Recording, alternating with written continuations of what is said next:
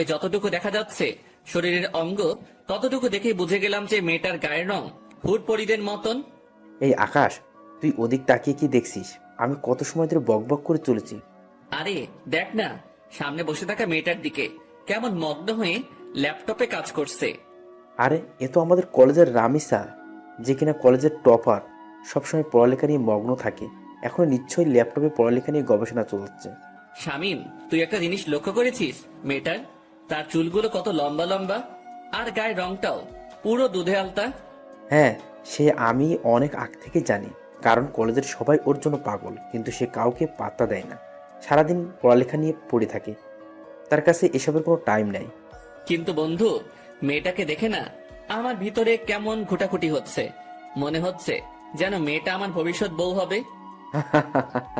সেই স্বপ্ন কোনোদিনই পূরণ হবে না তোর, কারণ আমাদের মতো ছাগলের কপালে এসব মেয়ে কখনোই জুটবে না। আরে জুটবে কি জুটবে না সেসব পরে দেখা যাবে, কিন্তু এখন চল না ওর সাথে একটু কথা বলে আসি। মনটা না কেমন যেন ছটফট করছে কথা বলার জন্য। আরে ভাই, তোর কি মনে হয় সে আমাদের সাথে কথা বলবে? ভাই তাও চল না প্লিজ। চল। শামিমকে নিয়ে মেয়েটার কাছে চলে গেলাম। মেয়েটার সামনে গিয়ে দাঁড়িয়ে আছি ছায়া মূর্তির মতন, কিন্তু তার যেন আমাদের দিকে কোনো খেয়ালই নেই। সে তার কাজে মগ্ন হয়ে আছে। এই দেখলি, দানবের মতো দুটো মানুষ আমরা তার সামনে এসে দাঁড়িয়ে আছি, কিন্তু আমাদের দিকে কোনো খেয়াল নেই। রামিসা এমনই, কারোর সাথে কথাই বলে না। আরে চুপ থাকতো, আমি কথা বলছি দেখতে থাক। আমি গলায় বড় করে কাশি দিলাম, কিন্তু মেয়েটার কোনো রেসপন্সই দেখতে পেলাম না। মেয়েটা এখনো তার কাজে মগ্ন। এবার শরম লজ্জা ভেঙে সোজা ডাক দিলাম, এই যে শুনছেন? মেয়েটা আমার ডাক শুনে ল্যাপটপ থেকে মাথা তুলে তাকালো। এতটা সময় মেয়েটার চেহারা দেখা যাচ্ছিল না, কিন্তু এখন সে আমাদের দিকে তাকানোই পুরো স্পষ্ট দেখা যাচ্ছে চেহারা। মেয়েটাকে দেখে পুরো শরীর ঠান্ডা হয়ে গেল আমার। ও আল্লাহ, এটা তো মেয়ে না, এটা তো পরিপালক থেকে ভুল করে নেমে আসা কোনো হুটপড়ি। জি বলুন। আমি মেয়েটার দিকে চোখ বড় বড় করে তাকিয়ে আছি। আমার তো পুরো দুনিয়াদারি যেন নিমিষেই থমকে গেল। আমি চুপচাপ তাকিয়ে আছি মেয়েটার দিকে। তখনই সাইড থেকে শামিম ধাক্কা দিয়ে বলল, আরে আকাশ, তুই কোথায় হারিয়ে গেলি? হ্যাঁ, শামিমের কথায় হুঁশ ফিরে আসলো। না না, আমি এখানে আছি, কোথাও হারাইনি। না হারালে বোবার মতন ওর দিকে ড্যাব ড্যাব করে তাকিয়ে আসিস যে। শামিম কথা শেষ না করতেই পাশ থেকে মেয়েটা আবার বলে উঠল, জি কিছু বলবেন? না না, কিছু বলবো না, আপনাকে শুধু চেয়ে চেয়ে দেখবো। মানে বুঝলাম না। আরে মানে আপনার সাথে একটু কথা বলতে চাই। জি বলুন, বললাম তো। আপনার পাশে কি একটু বসা যাবে আগে? পাশে বসে কি করবেন? কি বলতে এসেছেন সেটা বলে প্লিজ চলে যান। আমি এখন পড়া নিয়ে একটু বিজি আছি। আচ্ছা থাক তাহলে, অন্য একদিন বলবো। আচ্ছা। মেয়েটা আবার ল্যাপটপে মাথা গুজে দিল, আর আমি বোকার মতন সেখানে ঠায় দাঁড়িয়ে আছি। আমার যেন ভ্রুমি কাটছে না। মেয়েটাকে দেখার পর থেকে পুরোপুরি মাতাল হয়ে গেছি আমি। এই আকাশ, চল এবার। না আমি যাব না, তুই যা। মানে কি আকাশ, এখানে দাঁড়িয়ে দাঁড়িয়ে কি করবি শুনি? মেয়েটাকে তাকিয়ে তাকিয়ে দেখবো। আকাশ, তোর মাথা কি খারাপ টারাপ হয়ে গেল নাকি? কি সব আবল তাবল বলছিস? হ্যাঁ হ্যাঁ হয়তো হয়ে গেছে। ওহ আল্লাহ, কোন পাগলের পাল্লায় পড়লাম আমি। আচ্ছা শামিম, একটা কথা বলি। হ্যাঁ বল। আমার না মেয়েটাকে কোলে উঠিয়ে নিয়ে কাজী অফিসে দৌড় দিতে মন চাচ্ছে। ইচ্ছে করছে এখনই বউ বানিয়ে ফেলি মেয়েটাকে। একটা ঠাটিয়ে লাগিয়ে দিব তোর গালে, বেটা ফাজিল। চল তুই এখান থেকে। শামিম আকাশকে টেনে সেখান থেকে নিয়ে আসলো। শামিম এমনটা না করলেও পারতিস, আর একটু দেখতে দিলে কি হতো মেয়েটাকে। একদম চুপ তুই। কি সব পাগলামো শুরু করছিস আকাশ? মাথায় তার কি ছিঁড়ে গেছে নাকি তোর? হ্যাঁ, দেখ বেটা, তুই আমার মনের দুঃখ বুঝলি না। থাক তুই, আমি বাসায় গেলাম। শামিমকে ফেলে রেখে সেখান থেকে সোজা বাসায় চলে আসলাম।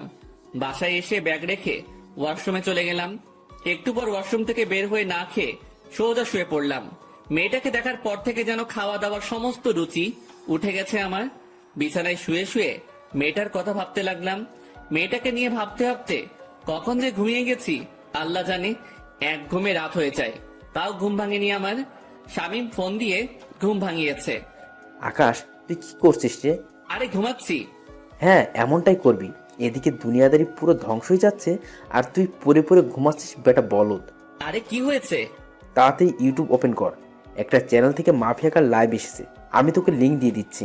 কি? তাড়াতাড়ি লাফ দিয়ে বিছানা ছেড়ে উঠে পড়লাম। তারপর ফোনের ডাটা অন করে শামীমের দেওয়া লিঙ্কটা থেকে ইউটিউবে প্রবেশ করলাম। ইউটিউবে প্রবেশ করতেই দেখি মাফিয়া গার্ল লাইভে এসেছে। চেহারা দেখা যাচ্ছে না, পুরো মুখ ঢাকা তার।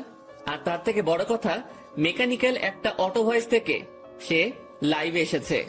দেখুন, সবার উদ্দেশ্য করেই বলছি, আমাকে ধরা তো দূরের কথা, সেসব কিছু নিয়ে চিন্তা করলেও ঘাট থেকে মস্তক আলাদা করে দিব আমি। আর আজকে লাইভে আসার উদ্দেশ্য হলো নেতা রাফিদের ব্যাপারে কিছু জানানোর আছে আপনাদেরকে। রাফিদ এখনো জীবিত, কিন্তু আজ তার শেষ দিন। আগামীকাল শহরের যে কোনো এক স্থানে রাফিদের লাশ আমি ফেলে রেখে যাব। তার লাশ উদ্ধার করে নিয়ে যাওয়ার অনুরোধ রইল ডিবি পুলিশের কাছে। আর সর্বশেষে আমি আবারও বলছি, মাফিয়া গার্লের সন্ধান কেউ করতে যাবেন না, তাহলে কিন্তু রক্তের বন্যা বয়ে যাবে দেশে। তারপর ধুম করে লাইভ কেটে দিল। মাফিয়া গার্লের সাহস দেখে শুধু অবাক হচ্ছি। না, মাফিয়া গার্লকে যে করেই হোক আমি খুঁজে বের করব। মাফিয়া গার্লের এই লাইভ পুরো দেশে ভাইরাল হয়ে গেল। এক লাইভে যেন পুরো আতঙ্ক ছড়িয়ে গেল মানুষের মনে। সবার মুখে মুখে মাফিয়া গার্ল আর মাফিয়া গার্ল। কে এই মাফিয়া গার্ল? সবার একটাই প্রশ্ন। একটু পর চ্যানেল আর লাইভটা কেটে দিল মাফিয়া গার্ল। পুরো সবকিছু সে ভ্যানিশ করে দিয়েছে, পুরোপুরি উদাও হয়ে গেল সমস্ত কিছু।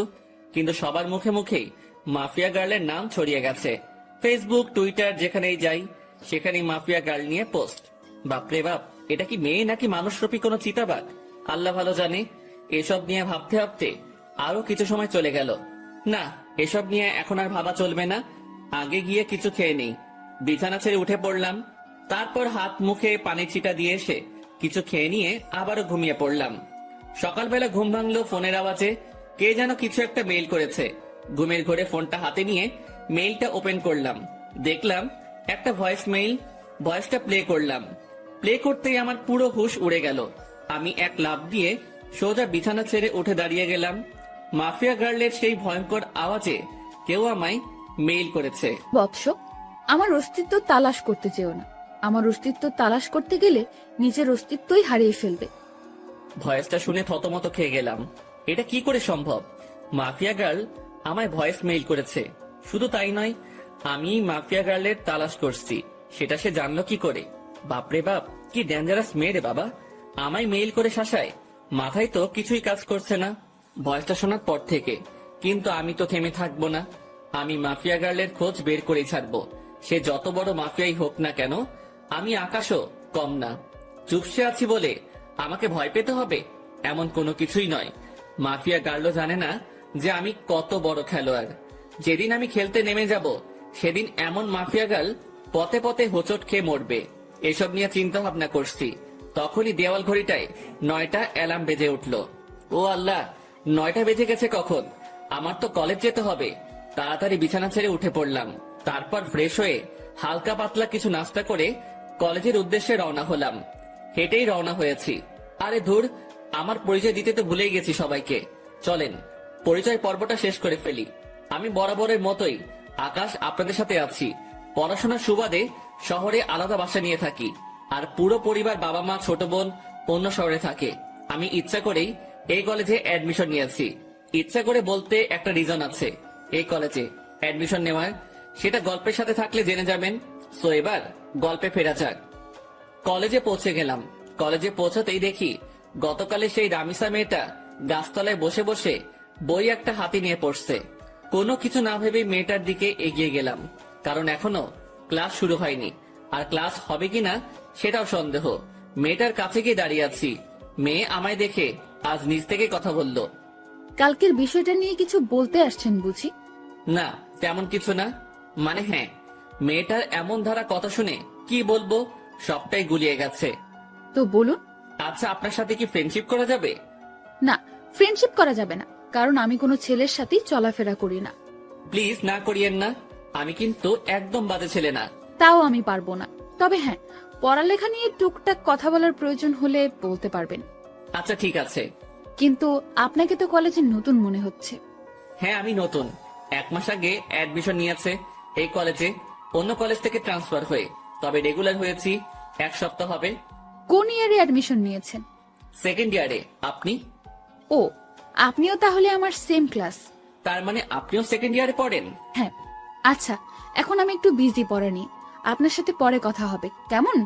আচ্ছা ঠিক আছে, সে না হয় পরে কথা বলবো, কিন্তু একটা কথা, আমরা যেহেতু একই ইয়ারের, তাহলে তুমি করে বলা যায়। আমি আপনি ডেকেই মজা পাই। আচ্ছা ঠিক আছে, যেমনটা আপনার মর্জি। সেখান থেকে চলে আসলাম। বাপরে বাপ, কি মেয়ে! ভাও এই দিচ্ছে না। আমার মনে জলে আগুন, আর সে বাজায় সাপের বিন। তবে সমস্যা নেই, তোমায় তো আমি নিজের করেই ছাড়বো। তোমায় নিজের মনে ফিক্সড করে নিয়েছি, বিয়ে করলে তোমায় করব। সেখান থেকে আসতে না আসতেই শামীম কলেজের গেট দিয়ে প্রবেশ করলো। কিরে, তুই এখন এলি? এই তো একটু আগে। আচ্ছা চল ক্যান্টিনের দিকে যাই। কলেজের পরিবেশ দেখে তো মনে হচ্ছে না যে আজ ক্লাস হবে। আমারও তাই মনে হচ্ছে। চলো তাহলে ক্যান্টিনেই যাই। তারপর দুজন মিলে ক্যান্টিনে চলে গেলাম। কলেজে যেদিন অ্যাডমিশন নিয়েছি সেদিনই শামীমের সাথে আমার পরিচয় হয়েছে। অল্প কয়েকদিনে খুব ভালো বন্ধু হয়ে উঠেছি আমরা। দুই বন্ধু মিলে ক্যান্টিনে বসে বসে কফি খাচ্ছিলাম। তখনই আশেপাশের লোকজন সবাই একদিকে দৌড়ে ছুটে যাচ্ছে। একজনকে ডেকে জিজ্ঞেস করলাম, ভাই কি হয়েছে, আপনারা এভাবে দৌড়াচ্ছেন কেন? আরে ভাই, আপনারা কোন দুনিয়ায় থাকেন? হ্যাঁ, যে কোনো কিছুই বলতে পারেন না? ভাই এই দুনিয়াতেই আছি, কিন্তু কি হয়েছে সেটা তো বলবেন। আরে মাফিয়া গাল রাফিদকে মেরে ওর লাশ চৌরাস্তার মোড়ে লটকে রেখে দিয়ে গেছে। লোকটার কথা শুনে মাথায় বড়সড় একটা বাজ পড়লো। মাফিয়া গার্ল সত্যি তাহলে রাফিদকে মেরে ফেলেছে? শামীম চল তো তাড়াতাড়ি। হ্যাঁ চল। শামীমকে নিয়ে তাড়াতাড়ি চৌরাস্তার মোড়ে চলে গেলাম। সেখানে গিয়ে দেখি কয়েক হাজার মানুষ একত্রে জমা হয়েছে, আর চৌরাস্তার মোড়ে একটা বড় গাছের উপরে রাফিদের লাশ ঝুলছে। রাফিদের লাশ দেখে নিজেরই কলিজা কেঁপে উঠল। একটা মেয়ের পক্ষে কি করে সম্ভব এটা? একটা মেয়ে শহরের নামকরা নেতাকে এমন বিভৎসভাবে মারলো যে দেখে বিশ্বাসই হচ্ছে না। চুপচাপ সেখানে নীরব দর্শকের মতন দাঁড়িয়ে আছি। ডিবি পুলিশ রাফিদের লাশ গাছ থেকে নামাচ্ছে। রাফিদের সারা শরীরে স্পট। মানুষজনকে ঠেলে ডিবি পুলিশের দিকে এগিয়ে গেলাম। ডিবি পুলিশ রাফিদের লাশ মাটিতে নামালো। তাকে মাটিতে নামিয়ে শরীরের তল্লাশি চালিয়ে দেখে রাফিদের পকেটে একটা চিঠি, যেটাতে লেখা আছে, আজ দুপুর 3টায় আমি কালকের ন্যায় লাইভে আসবো, সবাই তৈরি থাকেন ধামাকার জন্য। মাফিয়া গার্লের চিঠি পড়ে সবার চোখ কপালে উঠে গেল। কি করতে যাচ্ছে মাফিয়া গার্ল? রাফিদকে তো মেরে ফেলেছে, আবার কি নতুন করে ধামাকা দিবে সে? না, আজ লাইভ দেখতে হবে। এদিকে ডিবি পুলিশ সবার স্থান ত্যাগ করতে বলল। সবাই যে যার মতন চলে গেল। আমিও চলে আসলাম বাসায়। কলেজের দিকে আর গেলাম না। বাসায় এসে 3টা বাজার অপেক্ষা করছি। দুপুর 3টা বাজতে আর 2 মিনিট বাকি। তখনই মাফিয়া গার্লের সেই ইউটিউব লিংকে ক্লিক করলাম, আর চ্যানেলটা ওপেন হয়ে গেল। 3টা বেজে গেছে, আর সাথে সাথে চ্যানেলটা থেকে মাফিয়া গার্ল লাইভে চলে আসলো। সে গতকালের ন্যায় মেকানিক্যাল একটা টোন ব্যবহার করে লাইভে এসেছে। আমি জানি আপনারা সবাই আমার লাইভের জন্য অপেক্ষা করছেন, সো অপেক্ষার প্রহর কেটে গেছে, আমি চলে এসেছি। এবার হবে আসল ধামাকা। আপনারা সবাই রাফিদের লাশ তো পেয়ে গেছেন, এবার লিস্টে রয়েছে এসপি ওসমান। তার মরার পালা চলে এসেছে। এসপি ওসমান মৃত্যুর জন্য তৈরি হয়ে নে। এবার তোকে আমার হাত থেকে কেউ রক্ষা করতে পারবে না। সমাজের আড়ালে লুকিয়ে থাকা সব কটা মুখোশধারীকে এইভাবে ভয়ানক মৃত্যুদণ্ড দিব আমি। কেউ তোদেরকে আমার হাত থেকে বাঁচাতে পারবে না। আর শুনে রাখেন সকলেই, আমি কোনো খারাপ কাজ করছি না, সমাজের নষ্টাগুলোকে বেছে বেছে সাজা দিচ্ছি। এসপি ওসমানের মৃত্যুর পর বাকি টার্গেটের নাম আমি বলে দেব। এসব কিছু আমি সমাজের ভালোর জন্যই করছি। তবে হ্যাঁ, আমার পার্সোনাল একটা মাকসাদ আছে, সেটা হলো আমি আগুনের সাথে দেখা করতে চাই। এসব করে সে যেন নিজেই আমার কাজকর্ম দেখে আমার সাথে দেখা করে। যতদিন না সে আমার সাথে দেখা করবে ততদিন আমি এইরূপ কাজ করেই যাব। মাফিয়া গার্লের মুখে আগুন নামটা শুনে ভিতরে ছ্যাত করে উঠল। আল্লাহ, এ তো দেখি উল্টো চক্র। যেখানে মাফিয়া গার্লকে আমি খুঁজছি সেখানে সে উল্টো আগুনের তালাশ করছে। না, মাফিয়া গার্লের খোঁজ বের করতেই হবে, যে করে হোক না কেন। আমি মাফিয়া গার্লকে খুঁজে বের করবই। তবে আগে মাফিয়া গার্লের পরিশেষটা শুনি, সে কি বলতে চাই। আগুন, আপনি যেখানেই আছেন না কেন, আপনি যদি আমার তালাশ না করেন তাহলে এসব কোনোদিনও বন্ধ করব না আমি। একটা কোডিং দিয়ে গেলাম আমার 2244। এই কোডিংটা আপনি ছাড়া কেউ বুঝবে না, সো নিজেই আমার খোঁজ বের করুন। মাফিয়া গার্লের কোডিং শুনে আরো মাথা খারাপ হয়ে গেল। মাফিয়া গার্ল চাইছে তা কি? কিছুই তো মাথায় কাজ করছে না। সে আগুনের সাথে দেখা করতে চায়, তার উপরে আবার সে নিজের লিড কোড ইউজ করছে। মাথা তো পুরো কাজ করা বন্ধ করে দিয়েছে, আর কিছুই যেন ভাবতে পারছি না। মাথা পুরো জ্যাম হয়ে গিয়েছে। মাফিয়া গার্ল লাইভ কেটে দিয়ে বের হয়ে গিয়েছে। এদিকে আমার মাথায় প্যাটার্ন পড়ে গেছে। মস্তিষ্ক পুরো নিস্তেজ হয়ে গেছে আমার। না, আর না। আগে নিজেকে একটু রিল্যাক্স করি, পরে না হয় মাফিয়া গার্লকে নিয়ে ভাবা যাবে। ডাটা অফ করে দিয়ে শুয়ে পড়লাম। এখন একটু ঘুমাবো, পরে না হয় ঘুম থেকে উঠে বিষয়টা নিয়ে ভাবা যাবে। যেমন ভাবা তেমন কাজ, সব চিন্তা একপাশে রেখে ঘুমিয়ে পড়লাম। বিকাল বেলায় ঘুম থেকে উঠে বাহিরে চলে গেলাম। মাথা কেমন যেন ভারী হয়ে আছে। তাড়াতাড়ি কাকুর দোকানে যেতে হবে আমার, না হয় মাথা ঠিক হবে না। ওনার দোকানে গিয়ে চা খেয়ে আগে মাথা ঠিক করতে হবে। কাকুর দোকানে গিয়ে চায়ের অর্ডার করলাম। মাথার জ্যাম মোটামুটি ছুটেছে মনে হচ্ছে। চা খেয়ে শরীরটা চাঙ্গা লাগছে একটু।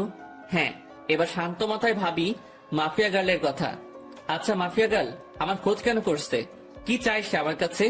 আর কেনই বা সে এসব কর্মকাণ্ড করছে?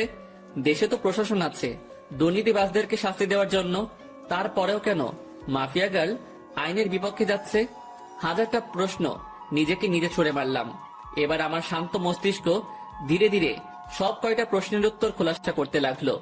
দেখো, দেশে যে অবস্থা তা কোনোদিন শুধরাবে না। একটার পর একটা দুর্নীতিবাজ পয়দা হয়ে যাবে, কখনো তাদেরকে থামানো যাবে না। নিজের মনের উত্তরের সাথে মাফিয়া গার্লের কর্মকাণ্ডের জাজমেন্ট করলাম। পরিশেষে যা বুঝতে পেলাম, হ্যাঁ, মাফিয়া গার্ল একদিকে ঠিকই করছে, তাদের শাস্তি হয় না, সে তাদেরকে শান্তি দিচ্ছে। এমন একটা মানুষের এই অভাব ছিল দেশে, কিন্তু একটা জিনিসের উত্তর কোনোভাবেই পেলাম না। মাফিয়া গার্ল আমার খোঁজ করছে কেন? কি চায় সে আমার কাছে? এটার উত্তর আমার জানতেই হবে। তবে তার জন্য মাফিয়া গার্লকে দরকার আমার। হ্যাঁ, মাফিয়া গার্লকে দরকার আমার। মাফিয়া গার্ল, তুমি অপেক্ষায় থাকো, জলদি দেখা হচ্ছে তোমার সাথে। কাকুর দোকান থেকে উঠে চলে এলাম। ভিতরে খালি একটা জিনিসই কাজ করছে, মাফিয়া গার্লের খোঁজ বের করা। হ্যাঁ, সেটা আমি অতি শীঘ্রই বের করে ফেলবো। তারপর হবে আসল খেলা।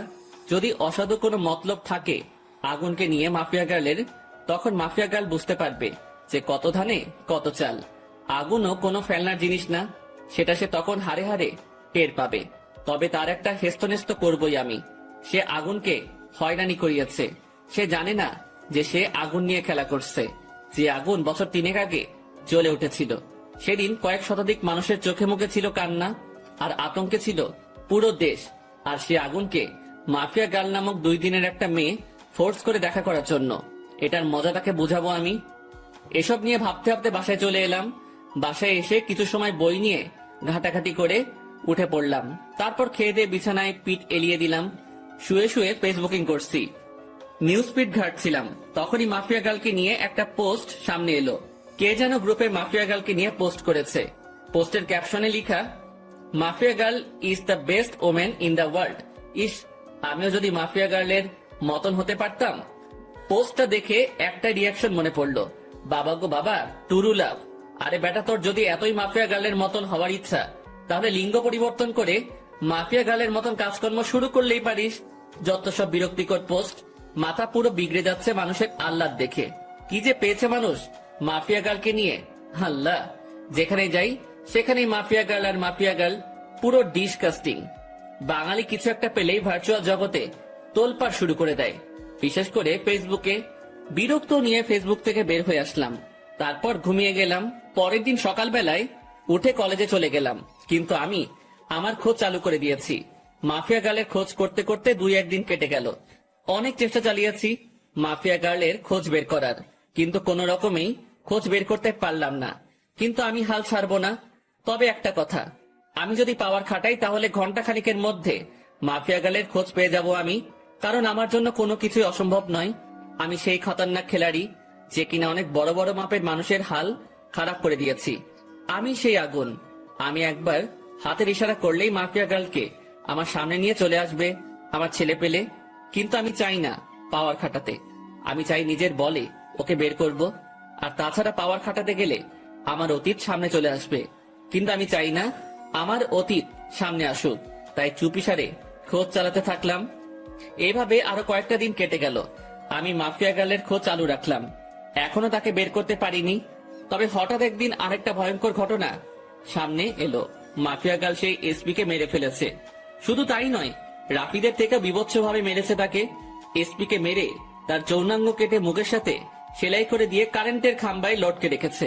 সাথে গলার মধ্যে একটা নেম প্লেট ঝুলিয়ে দিয়েছে, যাতে লেখা আছে, আমি এসপি এনামুল, দুর্নীতির জন্য আজ আমার এমন ভয়াবহ মৃত্যু হয়েছে। এবার তো আরো আতঙ্ক ছড়িয়ে গেল। আগেরবার রাফিদ, এবার প্রশাসনিক কর্মকর্তা। এমন কর্মকাণ্ড করে মাফিয়া গার্ল এবার আরো ভাইরাল হয়ে গেল দেশে। এদিকে আমার মাথায় তো বাজ পড়েছে মতন অবস্থা। না, এবার আর চুপ থাকবো না। মাফিয়া গার্লকে এবার টেনে হেসড়ে বের করে আনবো আড়াল থেকে। আমি এসব নিয়ে ভাবছিলাম, তখনই শামীমের ফোন। কিরে তুই কই রে? চৌরাস্তার মোড়। কেন? রামিসা তোর খোঁজ করছে, তাড়াতাড়ি কলেজে যাই। হঠাৎ রামিসা আমার খোঁজ করলো কেন? তা আমি জানবো কি করি? তুই কলেজে এসে ওর খোঁজ জেনে নে, সে কেন তোর খোঁজ করছে। ওকে, আমি আসছি। ফোনটা রেখে দিয়ে কলেজের উদ্দেশ্যে রওনা দিলাম। আজ 2 দিন কলেজে যাওয়ার হচ্ছে না, কারণ শরীর একটু অসুস্থ। তার থেকে বড় কথা, মাফিয়া গার্লের খোঁজ করছি আমি। কিন্তু এখন শামীম ফোন দিয়ে যেতে বলল। তাড়াতাড়ি কলেজে চলে গেলাম। কিরে, রামিসা কই? ওই যে ওই দিকটাতে বসে আছে। আচ্ছা, আমি দেখে আসছি কেন ডেকেছে সে। শামীমকে রেখে রামিসার কাছে চলে গেলাম। এই যে, কেন খোঁজ করেছো আমায়? কেন, আপনি জানেন না? আমি জানবো কি করে যে তুমি আমার কেন খোঁজ করেছো? আমাকে একটা অ্যাসাইনমেন্ট দেখিয়ে দিতে বলেছিলেন যে, মনে নেই? সেটা আমি করে এনেছি বাসা থেকে। Oh my god, Ramisa, sorry sorry sorry. আমি আসলে সত্যিই ভুলে গিয়েছিলাম জিনিসটা। পাঠকটা হয়তো ভাবছেন যে তাকে আমি কখন অ্যাসাইনমেন্ট দেখিয়ে দিতে বলেছি, আর তার সাথে আমার কথা হলো কি করে। আসলে হলো যে সে আমায় যখন বলেছে পড়াশোনার বিষয় নিয়ে চাইলে বন্ধুত্ব করতে পারে সে, তারপর তার সাথে আমি সেই রূপ বন্ধুত্ব করি। কারণ কোনো কিছু হতে হলে তার সাথে আগে মিশতে হবে আমাকে। তাই আমি পড়াশোনার বাহানা দিয়ে তার সাথে মিশেছি। অনেক কষ্ট হয়েছে তার সাথে মিশতে।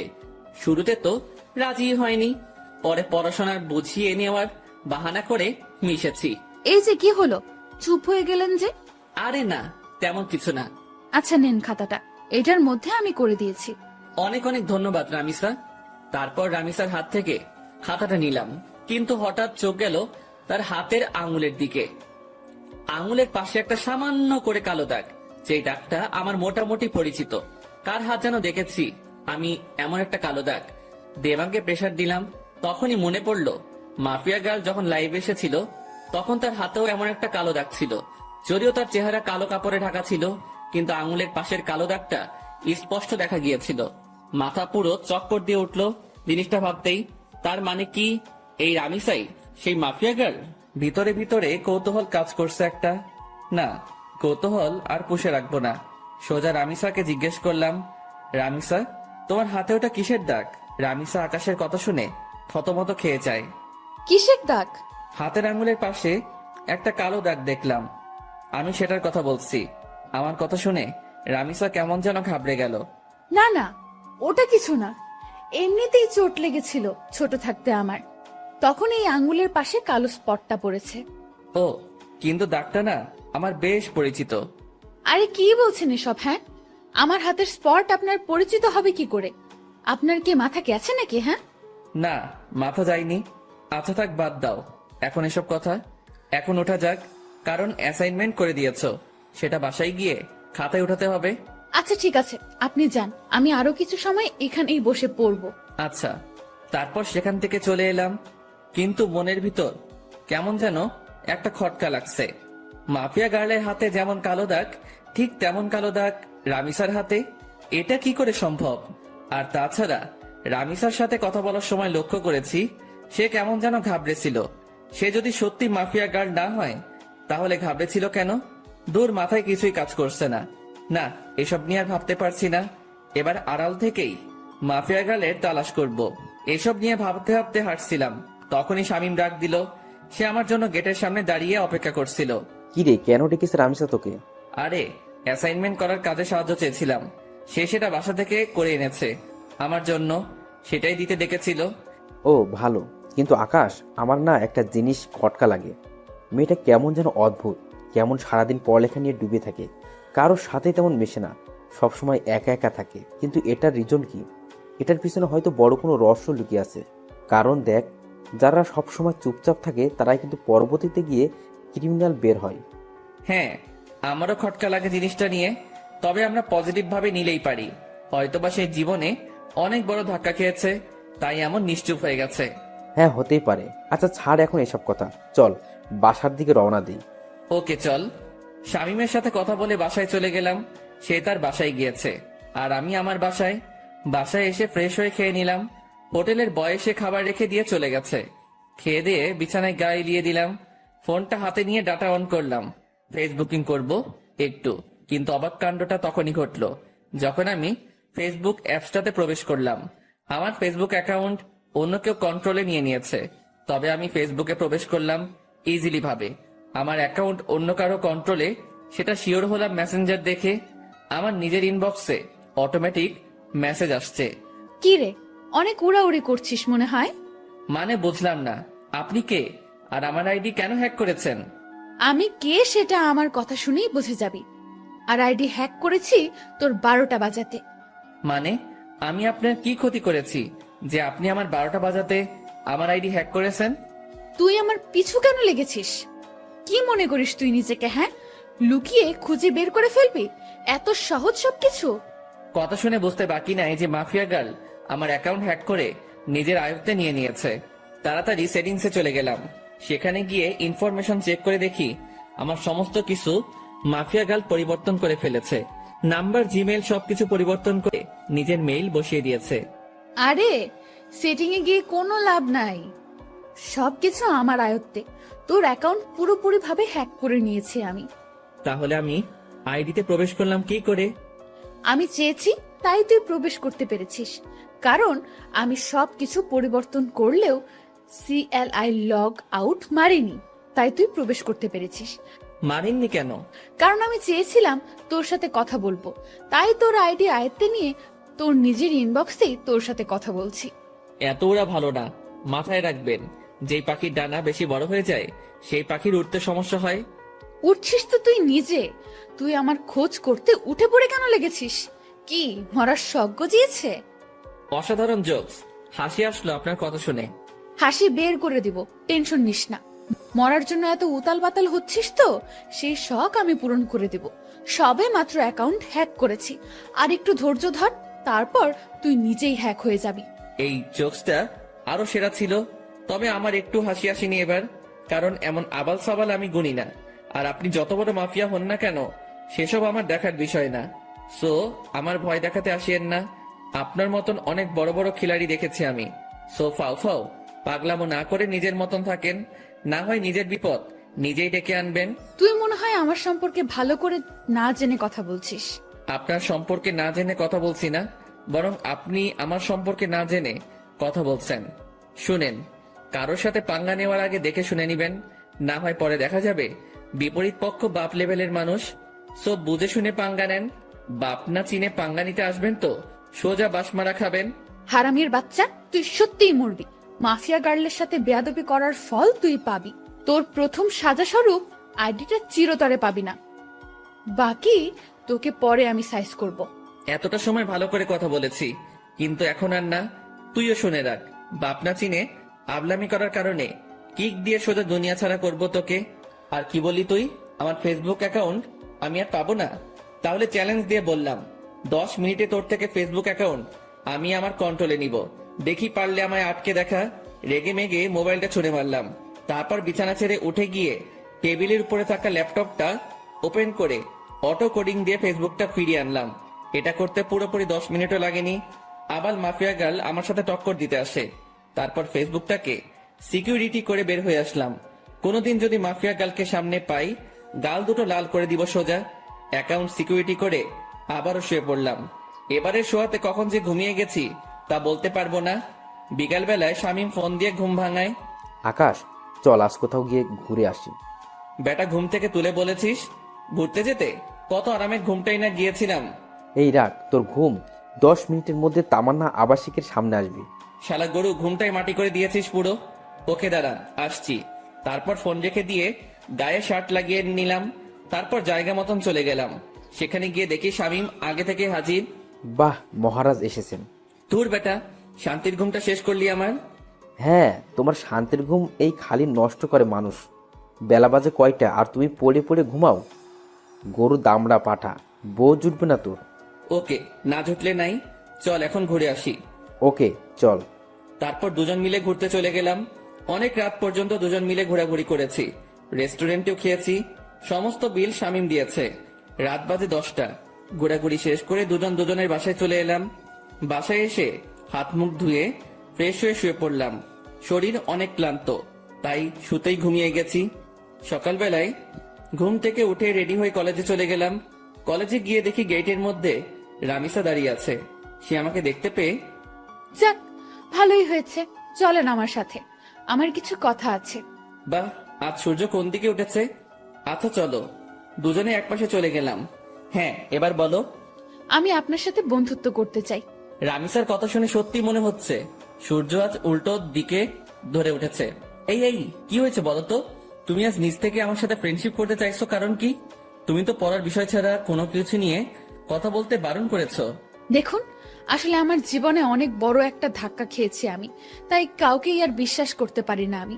অনেক ভয় হয় আমার, কিন্তু আপনাকে আমার অনেক বিশ্বাস হয়, তাই আমি আপনার সাথে বন্ধুত্ব করতে চাই। কি নিয়ে ধাক্কা খেয়েছো? তা না হয় পরে কোনো একদিন বলবো না। এখন কি বন্ধুত্ব করবেন আমার সাথে? আচ্ছা। আচ্ছা মানে কি ধরে নিব আমি? বন্ধুত্ব করেছেন? হ্যাঁ, কিন্তু তাহলে তুমি আমায় আপনি বলতে পারবে না, তুমি করে বলতে হবে।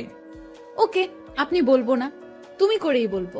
রামিসার সাথে বন্ধুত্ব হয়ে কি যে খুশি লাগছে তা বলে বোঝাতে পারবো না, কারণ ভালোবাসার প্রথম ধাপ বন্ধুত্ব। রামিসার সাথে আমার সেটাই হয়েছে। এর মাঝে কয়েকটা দিন কেটে গেছে। ধীরে ধীরে দুজনের বন্ধুত্ব আরো গভীর হয়ে গেল।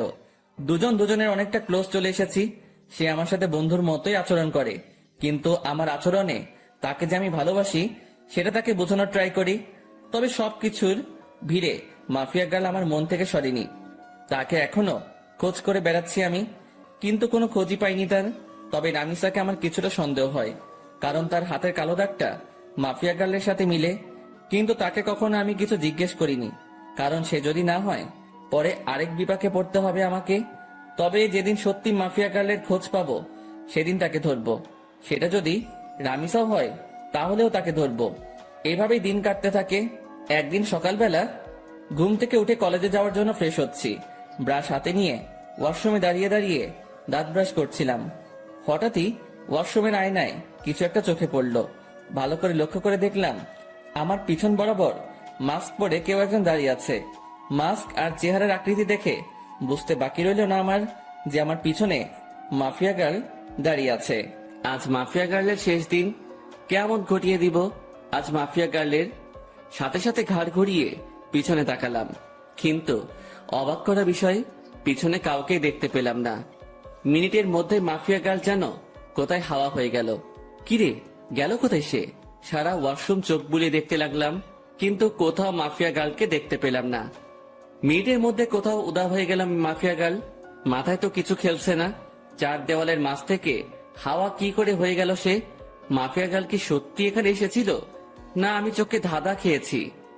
নিজেকে চিমটি কেটে দেখলাম, না সত্যি তো এখানে কেউ নাই। তার মানে আমি ধাঁধা খেয়েছি। উফ আল্লাহ, এই মাফিয়া গার্লকে যে আমি কি করব তা আমি নিজেও জানি না। খালি সময়ের অপেক্ষায় আছি, সময়টা হোক একবার। তারপর তাড়াতাড়ি ফ্রেশ হয়ে বের হয়ে এলাম ওয়াশরুম থেকে। তারপর নাস্তা করে কলেজের উদ্দেশ্যে রওনা হলাম। কলেজে পৌঁছে রামিসার সাথে ক্লাসে চলে গেলাম। শামীম আজ কেন জানি কলেজে আসেনি। আমি আর রামিসা ক্লাস শেষ করে আড্ডা দিতে বসলাম একটা নির্জন জায়গায়। আচ্ছা আকাশ, তোমায় একটা কথা বলি আমি। হ্যাঁ বলো। আচ্ছা, কোনোদিন যদি আমার সম্পর্কে এমন কোনো কিছু শোনো তুমি, যেটা তুমি কোনোদিন আমার থেকে এক্সপেক্ট করনি। মানে কি, বুঝলাম না। আরে তেমন কিছু না, এমনিই বলো, যে তখন তোমার রিয়াকশন কেমন হবে। অবাক করা কোনো কিছু শুনলে তো অবাকই হব, কিন্তু কি শুনবো সেটা তো বলো। আরে বললাম তো তেমন কিছু না, এমনি মনে হলো কথাটা মনের মধ্যে, তাই জিজ্ঞেস করলাম। রামিসা, তোমার একটা কথা বলি প্লিজ, আমার থেকে কখনো কোনো কথা লুকিও না তুমি, কারণ তুমি জানো না যে তোমার জন্য আমার মনে কতটুকু জায়গা রয়েছে। না, লুকাবো না কোনো কথা। আচ্ছা রামিসা, আরেকটা কথা, আমি চাই তুমি আমার সাথে সারা জীবন থাকো। সারা জীবন কি করে থাকবো? আজ না হয় একই সাথে পড়ে দেখে এতটা মিল মহব্বত, কিন্তু একদিন না একদিন তো ছেড়ে যেতেই হবে। রামিসার কথা শুনে কলিজাটা মোচড় মেরে উঠল। আমি যেন কথাটা শোনার জন্য প্রস্তুত ছিলাম না। না, যত যাই হোক, রামিসা আমায় ছেড়ে যেতে পারে না। আমি আমার জীবনের বিনিময় হলেও তাকে আটকে রাখবো আমার কাছে। খপ করে রামিসার হাত চেপে ধরলাম। আই আকাশ, কি করছো কি? রামিসা, না, তুমি আমায় ছেড়ে কখনো কোথাও যাবে না। আমি তোমায় কোথাও যেতে দিব না। যেদিন তোমায় প্রথম দেখি সেদিনই ভালোবেসে ফেলি তোমায়। প্লিজ তুমি আমায় ছেড়ে কোথাও যাবে না? আই আকাশ, তোমার কি মাথা টাথা খারাপ হয়ে গেল নাকি? কি সব আবল তাবল বকতেছো? না, আমার মাথা খারাপ হয়নি। Ramisa, I love you. আমি তোমায় সত্যি অনেক বেশি ভালোবাসি। আকাশ, তোমার সত্যিই মাথা খারাপ হয়ে গেছে। তুমি আমার ব্যাপারে কোনো কিছুই জানো না, তা না জেনেও পাগলামি করছো। যখন সবটা জানবে তখন তুমি আমার চেহারাও দেখতে চাইবে না। না, আমি এত কিছু শুনতে চাই না। আমি ব্যাস তোমাকে চাই, আর কিছু দেখার সময় নেই আমার। আকাশ, আমায় তুমি ক্ষমা করো। আমি তোমাকে ভালোবাসতে পারবো না। তবে হ্যাঁ, তোমার ব্যাপার নিয়ে ভেবে দেখব। যদি মন থেকে কোনো সাড়া পাই তাহলে হ্যাঁ করব তোমাকে। কিন্তু আমার মনে হয় না যে আমার মন হ্যাঁ করবে, কারণ আমার জীবনের অনেক বড় একটা মাকসাদ আছে। আমার ফোকাস শুধু সেটা নিয়ে। এর মধ্যে নতুন করে প্রেম ভালোবাসা জন্ম নেবে না কখনো। রামিসা কি সব মাকসাদের কথা বলছে? কিন্তু আমার তো তাকে চাই, শুধুই তাকে চাই। না, আমি রামিসাকে নিজের করেই ছাড়বো, সেটা যে কোনো কিছুর বিনিময়ে হোক। দরকার হয় আমার পুরনো রূপ ধারণ করব, তাও আমি রামিসাকে নিজের করে ছাড়বো। রামিসা, তোমার যত সময় লাগে তুমি নাও, তাও প্লিজ আমার তোমাকেই চাই। আকাশ, আমি বললাম তো আমি ভেবে দেখব। প্লিজ এমন পাগলামো করো না। আচ্ছা ঠিক আছে। হ্যাঁ চলো, এবার উঠা যাক। অনেকটা সময় হয়েছে, বাসায় যাওয়া দরকার। হ্যাঁ চলো। তারপর রামিসাকে বিদায় দিয়ে বাসায় চলে আসলাম। বাসায় এসে ফ্রেশ হয়ে খেয়ে দিয়ে নিত্যদিনের রুটিন ফ্লো করলাম। শুয়ে শুয়ে কিছুটা সময় ফেসবুকিং করব, তারপর ঘুমিয়ে পড়ব। আজকেও একটা অবাক করা কাণ্ড ঘটলো ফেসবুকে ঢোকার সাথে সাথে। আজকে মাফিয়া গার্ল আমার ফেসবুক অ্যাকাউন্ট হ্যাক করার চেষ্টা করেছে, কিন্তু করতে পারিনি, কারণ আমি টাইট সিকিউরিটি করে রেখেছি।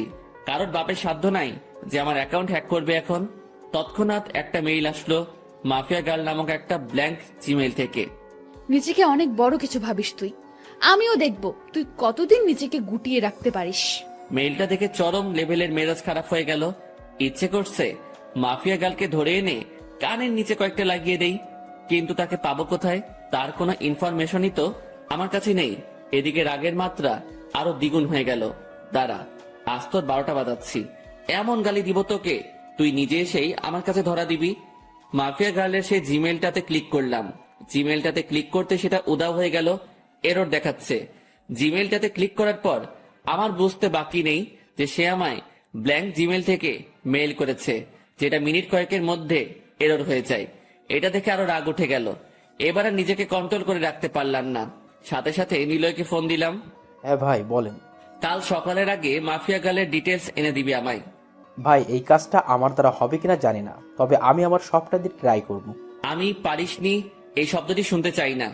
আমার মাফিয়া গার্লের ডিটেলস চাই, ওর রক্ত চুষবো আমি। তারপর ফোনটা রেখে দিলাম। মাফিয়া গার্ল এবার পালিয়ে যাবি কোথায় সেটা আমিও দেখব। তারপর সারা শরীর ভরা রাগ নিয়ে ঘুমিয়ে পড়লাম। বিকেল বেলায় ঘুম থেকে উঠে ফ্রেশ হয়ে কাকুর দোকানে চলে এলাম। কাকুর দোকানে বসে চা খাচ্ছি, তখনই পাশের কয়েকজন মানুষ বসে আলোচনা করছিল। আজ মাফিয়া গার্ল নাকি আবার লাইভে এসেছিল।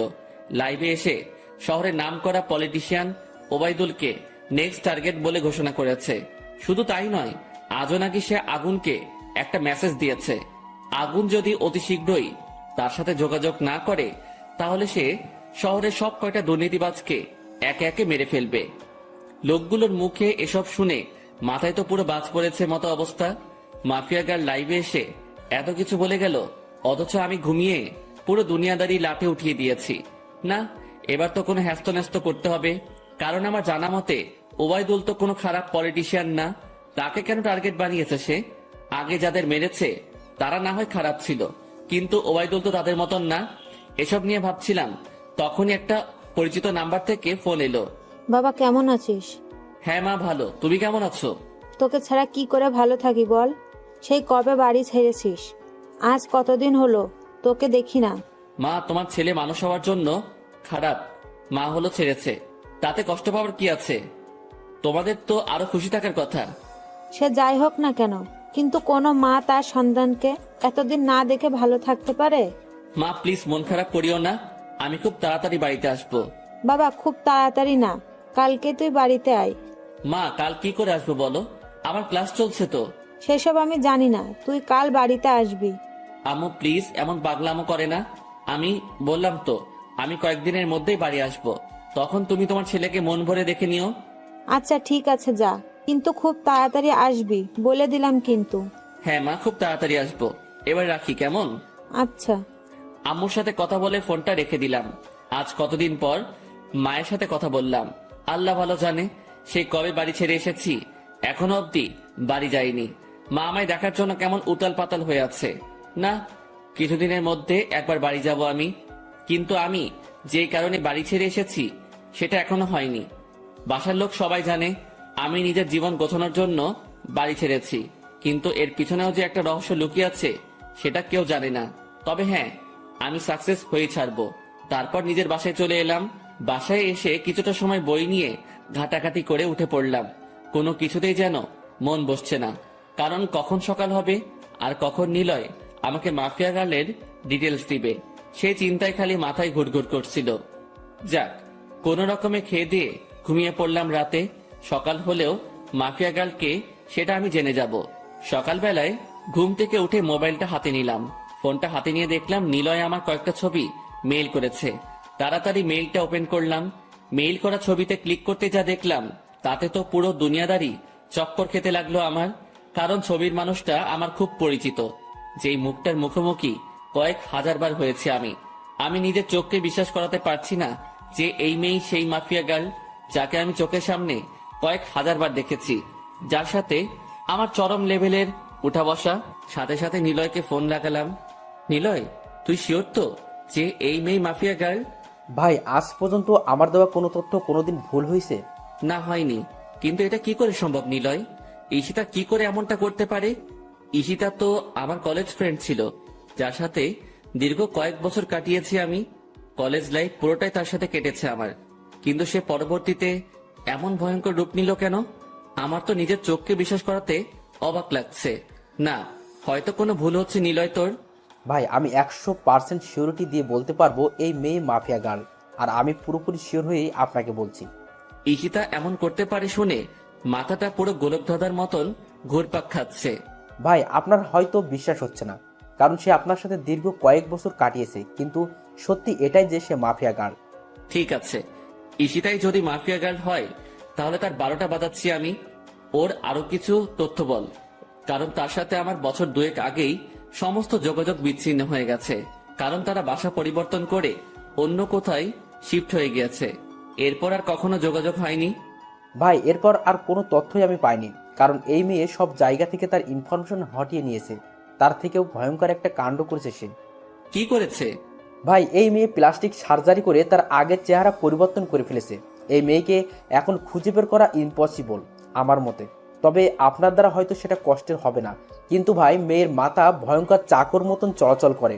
গতকাল আপনি ফোন দেওয়ার পর আমি কম হলেও 50টার উপরে ছেলে লাগিয়েছি মাফিয়া গালের খোঁজ বের করার জন্য, কিন্তু অবশেষে সবাই খালি হাত ফিরেছে। কিন্তু একজন খালি তার কিছু ছবি কালেক্ট করেছে। তবে বর্তমান সময়ে সে দেখতে কেমন তার কোনো ছিটে ফোঁটা বা চিহ্ন খুঁজে পায়নি। আর হ্যাঁ ভাই, একটা কথা, এই মেয়ের নামের মতন তার কাজকর্মগুলো বেশ ভয়ঙ্কর। কারণ তার ইন্টারনেট ডাটাবেস আমি হ্যাক করে তথ্য বের করতে চেয়েছিলাম, কিন্তু কোনো মতে সেটা পসিবল হয় নাই। এই মেয়ে হ্যাকিংয়েরও মাস্টার। নিলয়ের মুখ থেকে ঈশিতার এইরূপ কর্মকাণ্ডের কথা শুনে এবার আর জায়গায় স্থির থাকতে পারলাম না। নিলয় কি বলল ঈশিতার সম্পর্কে এগুলা? যেই মেয়ে কলেজ লাইফে থাকতে এতটা সাদাসিধা ছিল, তার মধ্যে কয়েক বছরের ব্যবধানে এতটা হিংস্রতা কি করে আসতে পারে? মাথায় তো কিছুই খেলছে না। আচ্ছা নিলয়, আমি ফোন রাখলাম, পরে কথা হবে তোর সাথে। আর শোন, মাফিয়া গার্লের খোঁজ চালু রাখিস। আচ্ছা ভাই।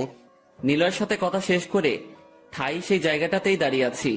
আমার যেন নিজের কানকেই এখনো বিশ্বাস করাতে পারছি না যে ঈশিতাই বর্তমান জগতের সবচাইতে খাতারনাক মাফিয়া, যার ভয়ে বড় বড় নেতারা এখন আতঙ্কে আছে। 8 ঘন্টা নাগাদ একই জায়গায় দাঁড়িয়ে আছি। ঝাটকাটা মারাত্মক লেভেলের ছিল, তাই হয়তো এখনো ঘোর কেটে উঠতে পারিনি। অনেকটা সময় পর সেন্স ফিরে এলো। না, আমার এখন উতলা হলে চলবে না, আমাকে ঠান্ডা মাথায় কাজ নিতে হবে। এখন আগে নিজেকে শান্ত করি, পরে মাফিয়া গার্লকে নিয়ে ভাবা যাবে। ফ্রেশ হতে চলে গেলাম। একটু পর ফ্রেশ হয়ে বের হয়ে এসে নাস্তা করে কলেজের উদ্দেশ্যে রওনা হলাম। আজও শামীম কলেজে আসেনি। হারামিটার কি যে হয়েছে কে জানে। মাফিয়া গার্লের টেনশনে শামীমকে আর ফোন দেওয়া হয়নি। এদিকে রামিসাকেও দেখছি না। তোর না আসলো না আসুক, একসাথে এত টেনশন মাথায় বয়ে নিয়ে বেড়াতে পারবো না। আমি ক্লাসে চলে যাই। ক্লাসে চলে গেলাম, সেখানে গিয়ে দেখি রামিসা আগে থেকেই ক্লাসে এসে বসে আছে। আমি গিয়ে তার পাশের সিটে বসে পড়লাম। আকাশ, কি হয়েছে? তোমাকে এমন চিন্তিত দেখাচ্ছে কেন? কি হয়েছে কি? না, তেমন কিছু না। তেমন কিছু না বললে তো আর সমাধান হবে না। তোমার চেহারায় স্পষ্ট ফুটে উঠছে যে তুমি কিছু একটা নিয়ে বেশ চিন্তিত। কি হয়েছে বলো আমায়? নাকি আমার বিষয়টা নিয়ে টেনশন করছো? আমি তো বললাম ভেবে দেখবো। তাও কিসের চিন্তা? হ্যাঁ, আরে না রামিসা, সেসব কিছুই না। আমি এমনি বাসার ব্যাপার নিয়ে কিছুটা ঝামেলায় আছি, তাছাড়া কিছুই না। আরে তুমি টেনশন করিও না, সব ঠিক হয়ে যাবে। রামিসার কথার আর কোনো উত্তর দিলাম না, চুপচাপ বসে আছি। কারণ কি বা বলবো তাকে? আমার টেনশন যে অন্য জায়গায়, সেটা তো তাকে আর বলা যাচ্ছে না, তাই চুপচাপ থাকাই ভালো। এমন সময় স্যার ক্লাসে আসলো। স্যার এসে ক্লাস করাতে শুরু করলো, সেদিকে ফোকাস করলাম। ক্লাসটা শেষ করে বাসার দিকে রওনা দিয়েছি। পিছন থেকে রামিসা ডাক দিল, হাই আকাশ, আজ এত তাড়াহুড়ো খাই যাচ্ছ? হ্যাঁ, আমার সাথে আজ কথা বলবে না বুঝি? আরে পাগল, সে সব কিছুই না, এমনি ভাবলাম বাসায় চলে যাই, তাই আর কি। বাহ, ভালোই তো। আমাকে ইগনোর করছো সেটা তো বেশ ভালোই বুঝছি আমি। রামিসা সত্যি সেসব কিছু না। তাহলে চলো ক্যান্টিনে বসে কফি খাবো। রামিসা আমায় জোর করে ক্যান্টিনে নিয়ে গেল। ক্যান্টিনে গিয়ে দুজন বসে বসে কফি খাচ্ছি। সে আমায় নানান কথা বলে হাসানোর চেষ্টা করছে, কিন্তু আমার ভিতরে তো দুনিয়ার সমস্ত টেনশন বিরাজ করছে। আকাশ, তুমি যদি এমন গাল ফুলিয়ে বসে থাকো তো কিন্তু খুব খারাপ হবে। সত্যিই কিন্তু আমি তোমাকে নিয়ে ভাববো না। এই না না, আমি আর গাল ফুলিয়ে বসে থাকবো না। তারপর নিজের অনিচ্ছা সত্ত্বেও রামিসার সাথে স্বাভাবিকভাবে কথা বলতে শুরু করলাম। আর সে আমাকে হাসানোর ট্রাই করছে। একটা সময় সত্যি হেসে দিলাম। মেয়েটার আসলে অসাধারণ গুণ আছে। এইভাবে অনেকটা সময় বসে দুজনে মিলে কথা বললাম। ভিতরে সমস্ত টেনশন দূর হয়ে গিয়েছে রামিসার সাথে কথা বলে। মনটা একদম ফ্রেশ এখন। তারপর দুজনেই উঠে পড়লাম ক্যান্টিন থেকে। অনেকটা সময় তো বসলাম, এবার বাসায় যাওয়া দরকার। আচ্ছা, তাহলে কাল আবার দেখা হচ্ছে আমাদের। হ্যাঁ। রামিসার সাথে কথা শেষ করে বাসার দিকে রওনা হলাম। অনেকটা শান্ত আছি এখন। না, এখন আর নিজেকে উত্তেজিত করা যাবে না। একদম শান্তভাবে কাজ বের করব এখন। তারপর বাসায় চলে গেলাম। বাসায় গিয়ে শান্ত মাথায় মাফিয়া গার্লের তালাশ করতে লাগলাম, কিন্তু ফলস্বরূপ কোনো কিছুই পেলাম না। বরাবরের মতোই জিরো আসলো ফল। তাও নিজেকে সামনে রাখলাম, আমি খোঁজ চালিয়ে যাব মাফিয়া গার্লের। এভাবে কেটে গেল আরো কয়েকটা দিন। একদিন দুপুরবেলায় খেয়ে দিয়ে শুয়ে শুয়ে টিভিতে খবর দেখছিলাম, তখনই আরেকটা ভয়ঙ্কর নিউজ দেখতে পেলাম। মাফিয়া গার্ল আরেকটা হেডলাইন রটিয়ে দিয়েছে। সে পলিটিশিয়ান ওবায়দুলের খেইল খতম করে দিয়েছে। সে পলিটিশিয়ান ওবায়দুলকে মেরে তার লাশ বাসডগের উপরে ঝুলিয়ে রেখেছে। এই ঘটনার পর প্রশাসন পুরোপুরি ফায়ার হয়ে গেছে মাফিয়া গার্লের উপরে। দেশের মানুষ সবাই জানে যে মাফিয়া গার্ল 2 নাম্বার মানুষদের খেইল খতম করছে, কিন্তু তারপরেও প্রশাসন তো আর চুপ থাকতে পারে না। কারণ সাজা দেওয়ার হলে দেশের প্রশাসন দিবে। দেশে আইন কানুন বলতেও অনেক কিছু রয়েছে, কেউ তো আর তার ঊর্ধ্বে যেতে পারে না। প্রশাসন পুরো হাত পা বেঁধে নেমেছে মাফিয়া গার্লকে খোঁজার জন্য। এবার হয়তো একটা হেস্তনেস্ত করেই ছাড়বে প্রশাসন, কিন্তু আমিও তো হাল ছাড়ার মানুষ না। প্রশাসন মাফিয়া গার্লকে খুঁজে বের করার আগে আমি তাকে খুঁজে বের করব, কারণ আমার তাকে আগে চাই। তাড়াতাড়ি নিলয়কে ফোন দিলাম আবার। সে হয়তো কোনো ক্লু দিতে পারবে আমায়। এতদিনে হয়তো কিছু হলেও হাতে এসেছে তার।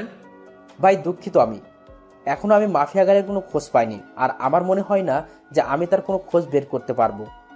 আচ্ছা ঠিক আছে, তাও তুই খোঁজ জারি রাখ। তারপর ফোনটা রেখে দিলাম। এবার সত্যি মনে হচ্ছে আমার মাঠঘাট বেঁধে নামতে হবে, কারণ এরপর আর অপেক্ষা করলে প্রশাসনের হাতে মাফিয়া গার্ল ধরা পড়বে। কারণ মাফিয়া গার্ল যত যাই করুক না কেন, সে একটা ভুল কাজ করেছে তার কোড দিয়ে। এটা দিয়ে মাফিয়া গার্লের সন্ধান বের হওয়ার 30% সম্ভাবনা রয়েছে। আমিও হয়তো চেষ্টা করলে বের করতে পারবো, কিন্তু আমার কাছে বর্তমানে এমন ভালো স্পিড ইন্টারনেট নাই। সো আমি আমার চাকুওয়ালা মাথা চালাবো। শান্ত মাথায় ভাবতে থাকলাম শুরু থেকে সবকিছু। আমার খোঁজ কত দূর গিয়েছে সবটাই আবার পুনরায় ভাবতে লাগলাম যে মাফিয়া গার্লের খোঁজ করায় কোনো দিকে কমতে রেখেছে কিনা, বা কোনো কিছু আমার থেকে ছুটেছে কিনা। তখন মাথায় আসলো রামিসার কথা। তাকে তো শুরুতে আমার একটু সন্দেহ হয়েছিল, কিন্তু এরপর তাকে আর ঘেটে দেখিনি। না, এবার রামিসাকে নিয়ে রিসার্চ করব, কিন্তু কোথা থেকে শুরু করব ভেবে পাচ্ছি না। এর মধ্যে মাফিয়া গার্ল আবারও লাইভে আসার ডেট দিল। হ্যাঁ পেয়েছি। এবার মাফিয়া গার্লে লাইভ করার সময় আমি রামিসার সাথে থাকবো। সে যদি মাফিয়া গার্ল হয় তাহলে তো তখন সে লাইভ করতে পারবে না, বা আমার সাথে সেই সময় থাকতে বাহানা দেখাবে। তখন সেটা দেখেই যা বোঝার বুঝে নিব। পরের দিন মাফিয়া গার্ল আগের টাইমের ন্যায় ঠিক 3টায় লাইভে আসবে বলেছে। এদিকে আমি রামিসাকে ফোন দিয়ে বলেছি যে সে যেন আগামীকাল দুপুর 3টায় আমার সাথে দেখা করে। একটা জরুরি কাজ আছে তার সাথে আমার, তাকে বিশেষ কিছু বলার আছে আমার। সে সরাসরি না করে দেয়। না, কাল দুপুর 3টায় আমার একটা বিশেষ কাজ আছে, তখন তোমার সাথে কোনোভাবেই আমি দেখা করতে পারবো না। রামিসার কথা শুনে খটকা লাগলো মনের ভিতরে। তার মানে কি আমার ধারণাই ঠিক? রামিসাই সেই ক্রিমিনাল যাকে পুরো দেশের প্রশাসন মিলে বাতি লাগিয়ে খুঁজছে। ও মাই গড, মাফিয়া গার্ল এতদিন আমার চোখের সামনে ছদ্মবেশ নিয়ে ঘুরছে, অথচ আমি তাকে চিনতেই পারিনি। না, এবার একটা হেস্তনেস্ত করতেই হবে। এবার রামিসাকে ধরার পালা এসে গেছে। মাফিয়া গার্ল এবার পালাবে কোথায়? এসব নিয়ে ভাবছিলাম, ঠিক তখনই রামিসা আমাকে আবার ফোন দিয়ে বড়সড় একটা শক খাইয়ে দেয়। আচ্ছা ঠিক আছে আকাশ, আমরা কাল 3টা বাজে দেখা করব। তবে হয়তো আমার কলেজে আসা হবে না কাল, বাসায় কিছু কাজকর্ম বাকি আছে। রামিসার কথা শুনে থতমত খেয়ে গেলাম। একটু আগে সে বলল কোনোভাবেই কাল 3টায় দেখা করা সম্ভব না, আবার এখন বলছে কাল 3টায় দেখা করবে। এদিকে আমি রামিসাকে নিয়ে কত কিছু ভেবে বসলাম। তাহলে কি রামিসা মাফিয়া গার্ল না? ও আল্লাহ, মাথা পুরো জ্যাম খেয়ে আছে। মাফিয়া গার্ল যদি কাল 3টার সময় লাইভ করে আর এদিকে রামিসা আমার সাথে থাকে, তাহলে তো রামিসা মাফিয়া গার্ল না। আমার সন্দেহটা তাহলে পুরোপুরি ভুল হবে না। আর ভাবতে পারছি না আমি কি সব ঘটছে আমার সাথে। একটা সূত্র ধরে 2 কদম এগিয়ে যাচ্ছি, কিন্তু পরবর্তীতে নিরাশ হয়ে 4 কদম পিছনে চলে আসছি। মাথা পুরো আগুনের মতন গরম হয়ে আছে। ফোনটা বালিশের পাশে রেখে ঘুমিয়ে পড়লাম। বিকেলবেলা ঘুম থেকে উঠে হাঁটতে বের হলাম। বের হওয়ার আগে বেশ কয়েকবার শামীমকে ফোন দিয়েছি, কিন্তু সে রিসিভ করেনি। কাকুর দোকানে বসে চা খাচ্ছিলাম, তখন শামীম ফোন দিল। কিরে, ফোন দিয়েছিলি মনে হয়? হ্যাঁ দিয়েছিলাম। আচ্ছা তোর কি হয়েছে বলতো? আজ কতদিন হয়ে গেল তুই ক্লাসে আসছিস না, তার উপরে কোনো খবর সবর নাই। আরে বাসায় একটা সমস্যা হয়েছে ছোট বোনকে নিয়ে, তাই কিছুদিন কলেজ আসিনি। সমস্যাটা কেটে উঠতে হয়তো আরো কয়েকটা দিন লাগবে, তারপর কলেজ আসবো। ও আচ্ছা, তাহলে তুই আগে সমস্যা সমাধান কর, পরে না হয় কলেজে আসিস। ওকে বন্ধু। শামীমের সাথে কথা বলে ফোনটা রেখে দিলাম। তারপর কাকুর দোকান থেকে উঠে বাসায় চলে আসলাম। অপেক্ষায় আছি কালকের দিনের। কোনো মতে আজকের দিনটা পার করে দিলাম। পরের দিন কলেজে চলে গেলাম। রামিসা আজ ক্লাসে আসবে না, তারও নাকি বাসায় কি কাজ বাকি আছে, তাই আজ আমার একাই কাটাতে হবে কলেজে। কোনোভাবে কলেজ টাইম শেষ করে বাসায় চলে এলাম। তারপর বাসায় এসে ফ্রেশ হয়ে খেয়ে দিয়ে রামিসাকে ফোন দিলাম। হ্যাঁ, কোথায় দেখা করবে বলো? কলেজ মাঠে আসো। আমিও বাসা থেকে বের হয়ে সেখানে আসছি। ওকে। আমি শার্ট পরে কলেজ মাঠে চলে গেলাম। সেখানে গিয়ে ঘাসের উপরে বসে আছি। 3টা বাজতে আর মিনিট 5 বাকি। এমন সময় রামিসাও চলে আসলো। আচ্ছা বলো তো, হঠাৎ আমার সাথে এমন কি জরুরি কথা বলবে যার কারণে আজ এই অসময়ে এখানে আসতে বললে? বলবো, একটু ওয়েট করো। আমি বাসার থেকে আসার সময় রামিসাকে নিয়ে অনেক কিছু ভেবে এসেছি। কেন? এখন বললে কি হবে? আরে একটু বসো না, এত অস্থির হচ্ছ কেন? একটু পরেই বলবো। এখন আগে মাফিয়া গার্লের লাইভ দেখবো। 3টা বাজতে চলেছে। রামিসা আমার মুখে মাফিয়া গার্লের কথা শুনে চোখ পাকিয়ে তাকিয়ে আছে আমার দিকে। কি হলো, এভাবে চোখ পাকিয়ে তাকিয়ে আছো কেন? আকাশ, হঠাৎ তোমার মাফিয়া গার্লকে নিয়ে এত মাথা ব্যথা উঠলো কেন? আরে না, কিসের মাথা ব্যথা? মাফিয়া গার্ল আজ লাইভে আসবে বলেছে। সবাই তার লাইভ দেখার জন্য বসে আছে, তাই আমিও দেখবো বলে ভেবেছি। ও আচ্ছা, পাশে এসে বসো। দুজন মিলে মাফিয়া গার্লের লাইভ দেখি। রামিসা এসে আমার পাশে বসলো, আর আমি মোবাইলটা হাতে নিয়ে মাফিয়া গার্লের ইউটিউব লিংকে ক্লিক করে সেখানে ঢুকে পড়লাম। 3টা বাজতেই মাফিয়া গার্ল লাইভে চলে আসলো। মাফিয়া গার্লের লাইভ দেখে আমি রামিসার দিকে হাঁ করে তাকিয়ে আছি। নিজের ভিতরে কেমন যেন একটা খারাপ লাগা কাজ করছে। আমি রামিসাকে নিয়ে কত কি না ভেবে ফেলেছিলাম, কিন্তু পরিশেষে সবটাই মিথ্যা প্রমাণ হলো। আর সত্যি যদি রামিসা মাফিয়া গার্ল হতো তাহলে সে লাইভে আসতে পারতো না এই সময়ে। কারণ রামিসা আমার পাশে বসে আছে। সে একই সময় 2 জায়গায় 2 রকম কর্মকাণ্ড কি করে করবে? দেখ, নিজের উপরে চরম লেভেলের রাগ হচ্ছে। সিধা সাদা একটা মেয়েকে নিয়ে আমি কত বাজে ভাবনা করেছি।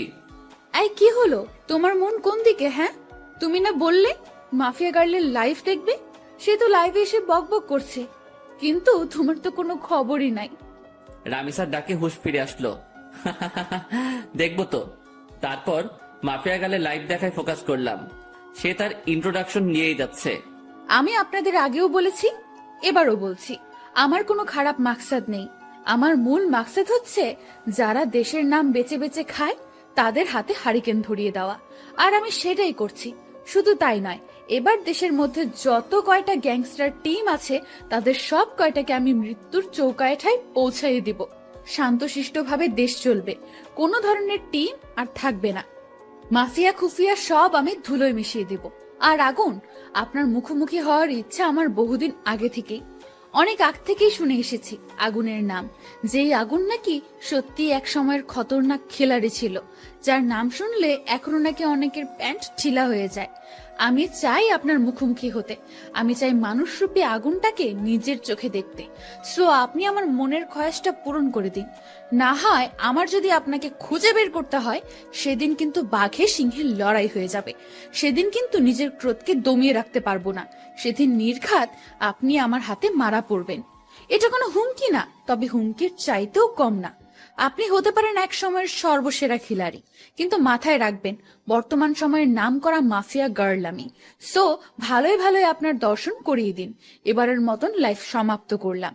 তারপর মাফিয়া গাল লাইভ কেটে চলে গেল, কিন্তু আমার মাথায় তো পুরো দাউ দাউ করে আগুন জ্বলতে শুরু করলো মাফিয়া গালের কথা শুনে। সত্যি, এখন যদি মাফিয়া গালকে চোখের সামনে পেতাম তাহলে হয়তো তার মন্ডিটা আলাদা করে ফেলতাম। রাগে নাক টান দিয়ে ধোয়া বের হচ্ছে। আই আকাশ, কি হলো তোমার?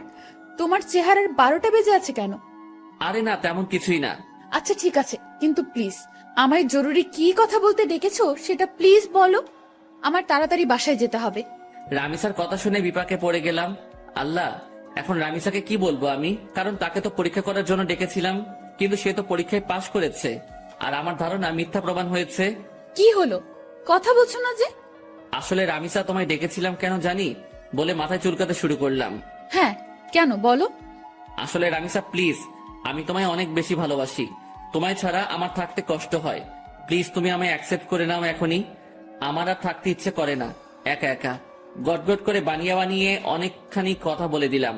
বানিয়ে বানিয়ে বলতে কথাগুলো সত্য, কারণ আসার সময় ভেবে এসেছিলাম যে রামিসা যদি মাফিয়া গার্ল না হয় তাহলে তার হাত আমি শক্ত করে সারা জীবনের জন্য ধরে বসবো। আকাশ, এটা বলতে তুমি আমাকে এখানে ডেকেছো? হ্যাঁ। আমি না তোমায় বললাম যে আমার সময় চাই? আমার মন সাড়া দিলে আমি তোমায় বলবো। প্লিজ রামিসা, এখন রাজি হয়ে যাও। সময় টময় নিও না আর। তুমি বোঝো না কেন আমার খুব কষ্ট হয় তোমাকে ছাড়া। আমার তোমাকে চাই। প্লিজ রাজি হয়ে যাও না। Please please please. আচ্ছা আচ্ছা থামো, যাও, রাজি হব, কিন্তু তার আগে তোমাকে আমার একটা কথা দিতে হবে। কি কথা? যত যাই হোক না কেন, কোনো দিন তুমি আমার হাত ছাড়তে পারবে না। কোনো দিন তুমি আমায় ভুল বুঝতে পারবে না। সব সময় আমার পাশে ছায়ার মতন থাকতে হবে তোমাকে। যত বিপদ আপদে আসুক না কেন, আমাকে কখনো একা লড়াই করার জন্য ছাড়তে পারবে না তুমি। তুমিও আমার সাথে সেই লড়াইয়ে সামিল হবে। পারবা এসব কথা রাখতে? রামিসা, আমি তোমার সব কথা রাখতে পারবো। নিজের জীবনে সবটুকু দিয়ে তোমায় আমি আগলে রাখবো। দুনিয়ার কোনো শক্তি আমার থেকে তোমাকে আলাদা করতে পারবে না। আমি আমার সবটা দিয়ে তোমায় রক্ষা করব। কোনো বিপদ আসলে তোমাকেও লাগবে না। তার মোকাবেলা আমি আকাশ একাই করব। কথা দিলাম তোমায়। এমন একটা মানুষই চেয়েছিলাম আমি জীবনে। প্লিজ তুমি আমায় কখনো ছেড়ে যেও না। না, কলিজা ছেড়ে যাব না বলে রামিসাকে নিজের বুকে টেনে নিলাম। আর একটা কথা, প্লিজ আকাশ, তুমি আমায় জীবনের সমস্ত অন্ধকার দূর করে দিয়ে আলোয় ভরিয়ে দিও। হ্যাঁ কলিজা, সব অন্ধকার দূর করে দিয়ে তোমার জীবন আলোয় ভরিয়ে দিব আমি। রামিসা আর কোনো কথা বলল না। সে আমার বুকে চুপচাপ পড়ে আছে। অনেকটা সময় দুজন এভাবে ঘাসের উপরে বসেছিলাম আমরা। তারপর সেখান থেকে উঠে এলাম। আকাশ, আমার তাড়াতাড়ি বাসায় যেতে হবে। আচ্ছা চলো, তোমায় ছেড়ে দিয়ে আসি। না, তা লাগবে না, তুমি বাসায় চলে যাও, আমি একা একা যেতে পারবো। আচ্ছা ঠিক আছে। তারপর রামিসাকে গাড়িতে তুলে দিয়ে আমি বাসায় চলে এলাম। খুব খুশি লাগছে আজকে। বাসায় এসে হাত মুখ ধুয়ে কিছু খেয়ে নিলাম। তারপর ফোনটা হাতে নিয়ে শুয়ে শুয়ে ফেসবুকিং করছি। তখনই লক্ষ্য করলাম কেউ একজন আবারও আমার ফেসবুক আইডি হ্যাক করার চেষ্টা করছে। আমি শিওর যে এটা মাফিয়া গার্লের কাজ। মেজাজটা আবারও বিগড়ে গেল। এই মাফিয়া গার্লকে পেলে যে আমি কি করব তা আল্লাহ ভালো জানে। কিন্তু দুঃখের বিষয় তাকে তো আমি ধরতেই পারছি না। তখন একটা বুদ্ধি মাথায় আসলো, সাথে সাথে ফেসবুক থেকে সমস্ত সিকিউরিটি হাটিয়ে ফেললাম আমার। এবার আমি মন থেকে চাইছি যে মাফিয়া গার্ল আমার আইডি হ্যাক করুক, কারণ গতবার যখন মাফিয়া গার্ল আমার আইডি হ্যাক করে তখন তার থেকে আমি আইডি উদ্ধার করার সময় একটা জিনিস লক্ষ্য করেছিলাম, যে লগিং অ্যান্ড সিকিউরিটিতে ব্রাউজারের লোকেশন একবার এক এক জায়গায় দেখাচ্ছিল। কতক্ষণ ফিনল্যান্ড, কতক্ষণ সুইজারল্যান্ড, কতক্ষণ ফিলিস্তিন, মোট কথা সেকেন্ড 2 বার তার লোকেশন পরিবর্তন হচ্ছিল। কিন্তু তখন আমি একটা বোকামো করেছিলাম। আমি চাইলে তখনই তার লোকেশন বের করতে পারতাম, কারণ যে ভিপিএন দিয়ে সে তার লোকেশন পরিবর্তন করছে সেটা এক সময় গিয়ে তার অরিজিনাল লোকেশন দেখায়। আর সে যেহেতু বাংলাদেশের, সেখানে একবার হলেও বাংলাদেশের লোকেশন দেখাবে। হ্যাঁ, এবার এই সুযোগটাই কাজে লাগবো। সে আমার আইডি হ্যাক করে যখনই আইডিতে প্রবেশ করবে তখনই তার লোকেশন আমি বের করে ফেলবো। তাই আইডির সিকিউরিটি একটু কমিয়ে দিলাম, কিন্তু এতটাও কমাইনি যে সে পুরোপুরি আমার অ্যাকাউন্ট তার আয়ত্তে করে নিবে। সিকিউরিটি কমিয়ে মাফিয়া গার্লের জন্য অপেক্ষা করতে লাগলাম, কিন্তু সে এবার আমার আইডি হ্যাক করলো না। রাত 12টা পর্যন্ত অপেক্ষা করলাম, কিন্তু সে আমার আইডির দিকে ফিরেও তাকায়নি। কিন্তু আমি শিওর যে সে রাতে আমার আইডি হ্যাক করার ট্রাই করবে। ওকে বাছাদন, তুমি রাতে ট্রাই করিও, আমি সকালবেলা এসে খেলা দেখাবো। এখন ঘুমাতে চললাম, তারপর মোবাইলটা বালিশের পাশে রেখে ঘুমিয়ে পড়লাম। সকালবেলা ঘুম থেকে উঠে মোবাইলটা হাতে নিয়ে দেখি মাফিয়া গার্ল আমার আইডি হ্যাক করে নিয়েছে। এবার পালাবি কোথায় মাফিয়া গার্ল তুই? এবার খেলা দেখাবো তোকে। অনেক কষ্টের বিনিময়ে মাছ জালে আটকা পড়েছে, এবার আর ছাড়াছাড়ি নাই। ছাই দিয়ে হলেও তাকে ধরবো এবার আমি। পাগলের সাথে পাগলামি না করলে তার চাল বোঝা যায় না, আর আমিও সেটা করেছি। এজন্যই বাবা তোমার জন্য স্পেশালি একটা গান বানিয়েছে, যে বাবা তোমার দরবারে সব পাগলের খেলা। তাড়াতাড়ি করে লোকেশন চেক করলাম, যেমনটা ভেবেছিলাম ঠিক তেমনটাই হয়েছে। লোকেশন প্রতি সেকেন্ডে 2 বার করে টানটি পরিবর্তন করছে। চোখ পাকিয়ে তাকিয়ে আছি লোকেশনের দিকে। একটা সময় গিয়ে বাংলাদেশের এক্স্যাক্টলি লোকেশনটা দেখালো। লোকেশন দেখে তো আমার মাথায় পুরো বাজ পড়ছে মতন অবস্থা। লোকেশন রামিসার এরিয়ায় দেখাচ্ছে, তার মানে রামিসাই সেই ক্রিমিনাল।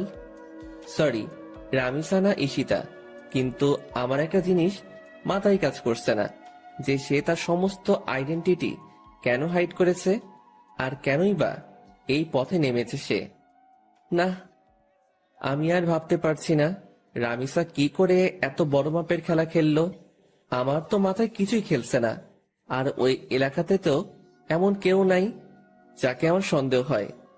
যাকে সন্দেহ হয় সে একমাত্র রামিসা। এবার আবার পুরোপুরি সন্দেহ দূর হয়ে গেল। 99% শিওর হয়ে গেলাম রামিসাই সে মাফিয়া গার্ল। এবার খালি রামিসার মুখ থেকে শোনা বাকি। তাড়াতাড়ি উঠে ফ্রেশ হয়ে নাস্তা করে সেই লোকেশনে চলে গেলাম। আজ হয়তো আর কলেজে যাওয়া হবে না। সেখানে গিয়ে চিরুনি তল্লাশি চালালাম। ঠিক তখনই রামিসা আমায় ফোন দিল। আকাশ, কোথায় তুমি? আজ কি কলেজে আসবে না? হয়তো আসবো না, কারণ বিশেষ একটা কাজে এসেছি একটা জায়গায়। কিসের বিশেষ কাজ আকাশ? মাফিয়া গার্লকে ধরে ফেলেছি আমি। কি আকাশ, কি সব বলছো তুমি উল্টাপাল্টা? হ্যাঁ, তোমার কি মাথা ঠিক আছে? হ্যাঁ, আমার মাথা ঠিক আছে। মাফিয়া গার্লকে দেখার অনেক দিনের ইচ্ছা আমার। আমি তাকে ধরতে সক্ষম হয়েছি। আকাশ, আমি বারণ করছি, তুমি কোনো মাফিয়া টাফিয়া গার্লের পেছনে ছুটবে না। সে অনেক খতরনাক, যে কোনো সময় তোমার ক্ষতি করে দেবে সে। রামিসা বাবুনি, আমায় নিয়ে তুমি ভয় পেও না। আমিও এতটা কাঁচা খেলোয়াড় না। আকাশ, আমি তোমায় বারণ করেছি, তো সব কিছুই তুমি করতে যাবে না। আর তুমি এখন যেখানেই আছো সেখান থেকে সোজা কলেজে আসবে। ওকে, ঠিক আছে। তারপর ফোনটা রেখে দিয়ে রামিসার এলাকা থেকে কলেজে চলে গেলাম। যদিও কলেজে যাচ্ছি, কিন্তু ক্লাস আর করা হবে না, কারণ কলেজ করার প্রিপারেশন নিয়ে ঘর থেকে বের হইনি আমি। তাই আজ ক্লাস করব না। কলেজে গিয়ে রামিসার সাথে কথা বলে চলে আসব। কলেজের সামনে পৌঁছে গিয়েছি প্রায়। ভিতরটা ধুপধুপ করছে। আমি কি সরাসরি রামিসাকে জিজ্ঞেস করব, নাকি চুপচাপ হয়ে থাকব, সেটা নিয়ে দ্বিধাদ্বন্দ্বে আছি। কারণ জিজ্ঞেস করলে যদি সে স্বীকার না করে, কিন্তু আমার তো তার মুখ থেকে সমস্ত সত্যিটা জানা চাই। অনেকটা সময় ভেবে একটা সিদ্ধান্ত নিলাম, না, কিছুই জিজ্ঞেস করব না। মোটামুটি যখন শিওর আমি, তখন আরেকটু সময় অপেক্ষা করি। তারপর মাছ নিজেই বড়শিতে এসে ধরা দিবে। কলেজে চলে এসেছি। রিক্সা থেকে নেমে ভাড়া পে করে ভিতরে চলে গেলাম। ক্লাস শুরু হয়ে গিয়েছে, কিন্তু রামিসা এখনো ক্লাসে যায়নি। সে গেটের সামনে দাঁড়িয়ে আছে আমার জন্য। আসতে এত সময় লাগে তোমার? হ্যাঁ, আরে রিক্সা পেতে একটু দেরি হয়ে গিয়েছিল। হয়েছে, চলো এবার। কোথায় যাব? আর তুমি ক্লাসে যাওনি কেন? আজ ক্লাস করব না, তোমার সাথে বসে বসে আড্ডা দিব।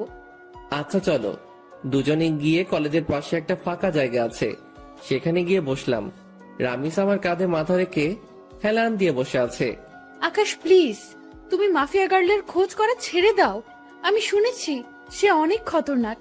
সে যদি তোমার ক্ষতি করে দেয়, প্লিজ তুমি মাফিয়া গার্লের খোঁজ করা ছেড়ে দাও। আর তাছাড়া সে তো দেশের ভালোর জন্যই সব করছে, বলো। রামিসার কথা শুনে হাসবো না কাঁদবো সেটা বুঝে উঠতে পারছি না। তবে রামিসার কথা শুনে আরো সিউরিটি পেয়ে গেলাম যে মাফিয়া গার্লকে। কারণ যেই মেয়ে মাফিয়া গার্লের টপিক বাদ দিতে চাইতো সব সময়, সে আজ খুঁটে খুঁটে মাফিয়া গার্লের প্রসঙ্গ উঠাচ্ছে। রামিসার সমস্যা কোথায় সেটা আমার বুঝতে বাকি নেই। আর তাছাড়া মাফিয়া গার্লকে তো আমি খুঁজে বের করে ফেলেছি। সে এখন আমার কাঁধে মাথা রেখে শুয়ে আছে। রামিসা হয়তো ভাবছে মাফিয়া গার্লকে, সেটা জানতে এখন আমার বাকি আছে। আমি যে মাফিয়া গার্লকে ধরে ফেলেছি সেটা সে এখনো বুঝতে পারিনি। সে ভেবেছে ফেক কাউকে ধরেছি আমি, না হয়তো তাকেই ধরতাম। আর আমি তখন ইচ্ছে করেই ফোন করে মাফিয়া গার্লের কথা তুলেছি, যাতে করে রামিসা রিয়াকশন করে। আর রামিসা সেটাই করলো। এই আকাশ, কি ভাবছো? হ্যাঁ, আমি তোমায় এতটা সময় কি বললাম? হ্যাঁ শুনছি তো। প্লিজ তুমি মাফিয়া গার্লের খোঁজ করা ছেড়ে দাও।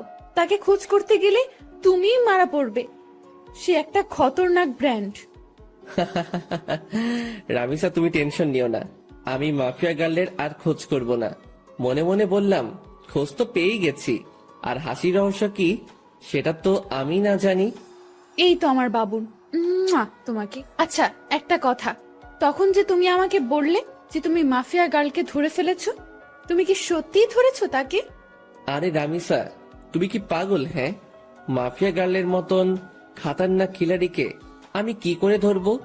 যেখানে তাকে সারা দেশের প্রশাসন মিলে ধরতে পারিনি, সেখানে তাকে আমি ধরবো? হ্যাঁ, আমি তো মজা করেছি। আকাশ, তুমি না অনেক দুষ্টু হয়ে গেছো। সে আজ নতুন না, আগ থেকেই দুষ্টু আমি।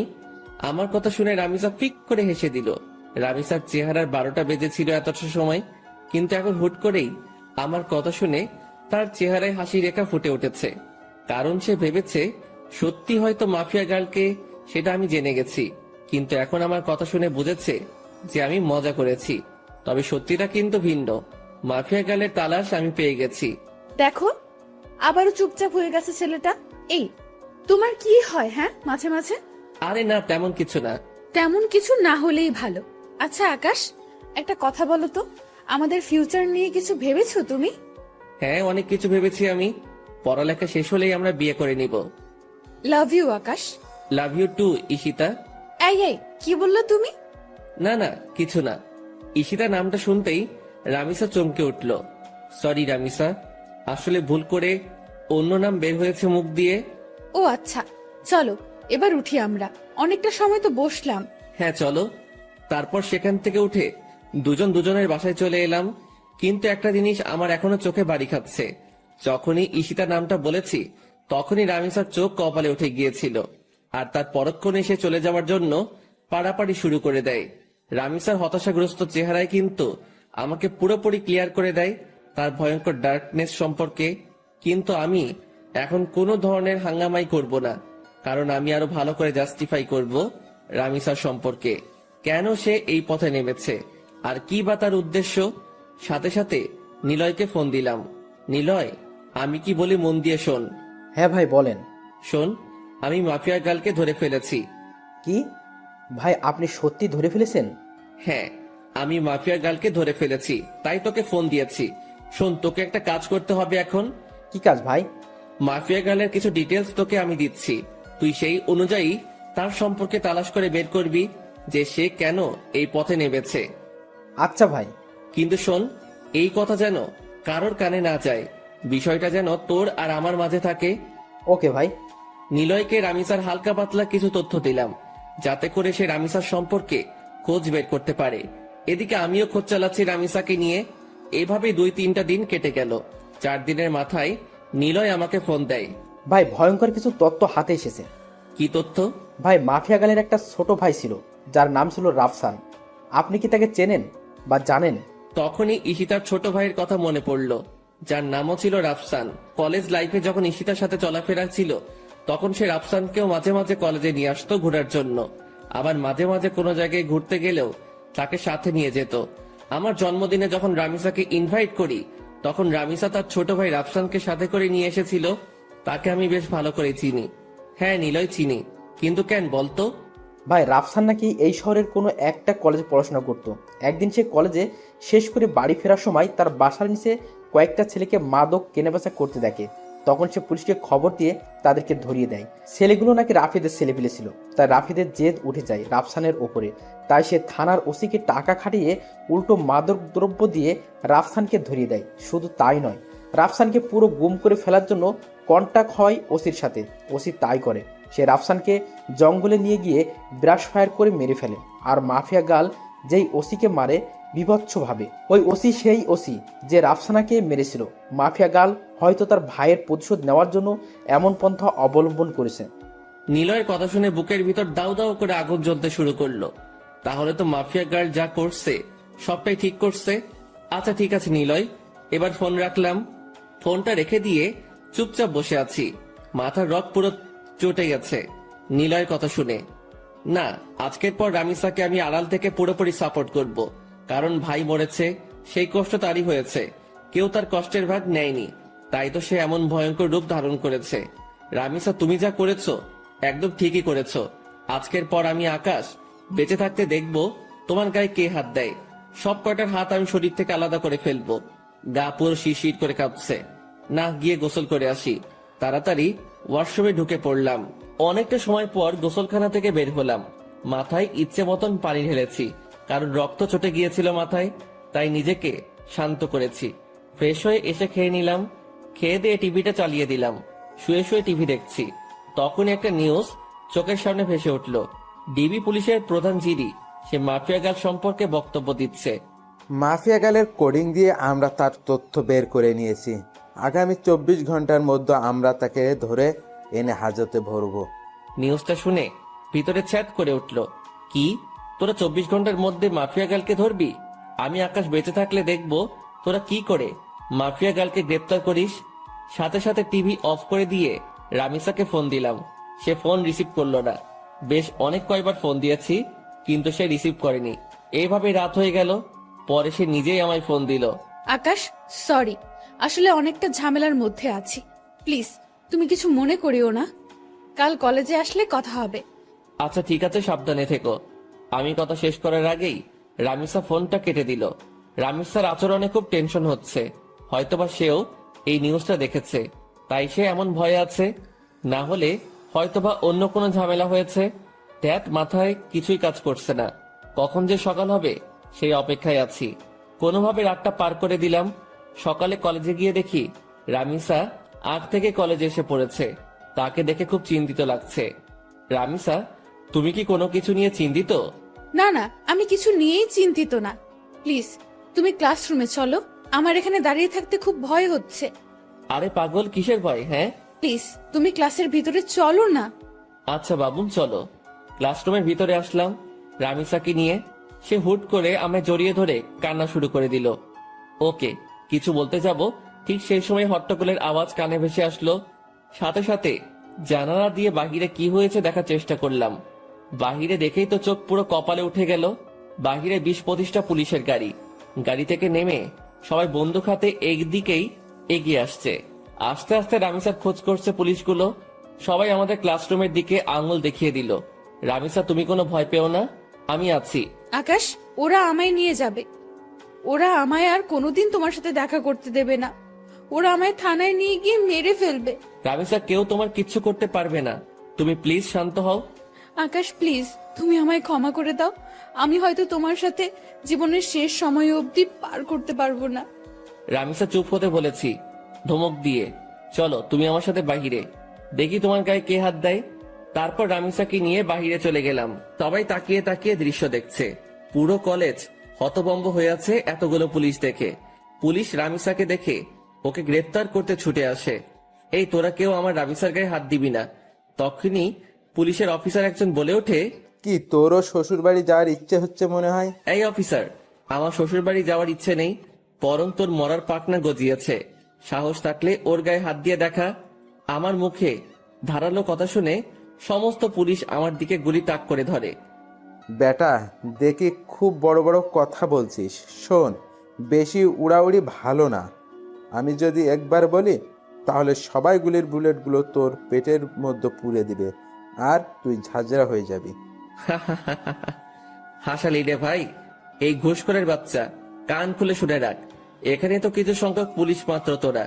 সারা শহরের সবকটা পুলিশ মিলেও যদি একত্রে হয়ে আসিস, তাও তোরা এই আকাশের বালো ফলাইতে পারবি না। কারণ তোদের সামনে যে দাঁড়িয়ে আছে সেই সাদাসিধা একটা ছেলে আকাশ, কিন্তু তার ভিতরে ভয়ঙ্কর যেই হায়নাটা লুকিয়ে আছে তার নাম হচ্ছে আগুন। আকাশের মুখে আগুন নামটা শুনে পুলিশের অফিসার ভয়ে কয়েক কদম পিছনে চলে যায়। আর আকাশের পাশে যে পুলিশগুলা ছিল তারা দৌড়ে আকাশের পাশ থেকে সরে যায়। সবাই যেন কোন এক ভয়ঙ্কর হায়নার সামনে পড়ে গেছে, যার রক্তের নেশা একবার উঠলেই পুরো দুনিয়াদারি শ্মশানঘাট বানিয়ে ফেলবে। এই ঘুষখোরের বাচ্চা, কান খুলে শুনে রাখ। এখানে তো কিছু সংখ্যক পুলিশ মাত্র তোরা। সারা শহরের সব কয়টা পুলিশ মিলেও যদি একত্রে হয়ে আসিস, তাও তোরা এই আকাশের বালু ফালাইতে পারবি না। কারণ তোদের সামনে যে দাঁড়িয়ে আছে সে সাদাসিধা একটা ছেলে আকাশ, কিন্তু তার ভিতরে ভয়ঙ্কর যে হায়নাটা লুকিয়ে আছে তার নাম হচ্ছে আগুন। আকাশের মুখে আগুন নামটা শুনে পুলিশের অফিসার ভয় কয়েক কদম পিছনে চলে যায়। আর আকাশের পাশে যে পুলিশগুলো ছিল তারা দৌড়ে আকাশের পাশ থেকে সরে যায়। সবাই যেন কোনো এক ভয়ঙ্কর হায়নার সামনে পড়ে গেছে, যার রক্তের নেশা একবার উঠলেই পুরো দুনিয়াদারি শ্মশানঘাট বানিয়ে ফেলবে। পুলিশের অফিসার কাঁপতে কাঁপতে আকাশকে জিজ্ঞেস করে, আপনি যে আগুন, তার প্রমাণ কি? আপনি তো আমাদের ভয়ও দেখাতে পারেন। শোন, আমি আগুনের নাম ব্যবহার করে তোদেরকে ভয় দেখাবে এমন কোন বাপের বেটা এখনো পয়দা হয় নাই। আর নকল নাম ব্যবহার করা তো দূরের কথা। আর তোদের যদি বিশ্বাস না হয় তোদের একটা ডেমো দেখাচ্ছি। পকেট থেকে ফোনটা বের করে প্রাইম মিনিস্টারকে ফোন কর আর তাকে জিজ্ঞেস কর যে 2017 সালের 2 ফেব্রুয়ারিতে কি হয়েছিল, আর তার চোখের সামনে গুনে গুনে কয়টা লাশ মাটিতে ফেলেছিলাম আমি। এই ঘটনার সাক্ষী একমাত্র প্রাইম মিনিস্টার। পুলিশের অফিসার কাঁপতে কাঁপতে পকেট থেকে ফোনটা বের করে প্রাইম মিনিস্টারকে ফোন লাগায়। স্যার, একজন নিজেকে আগুন দাবি করছে।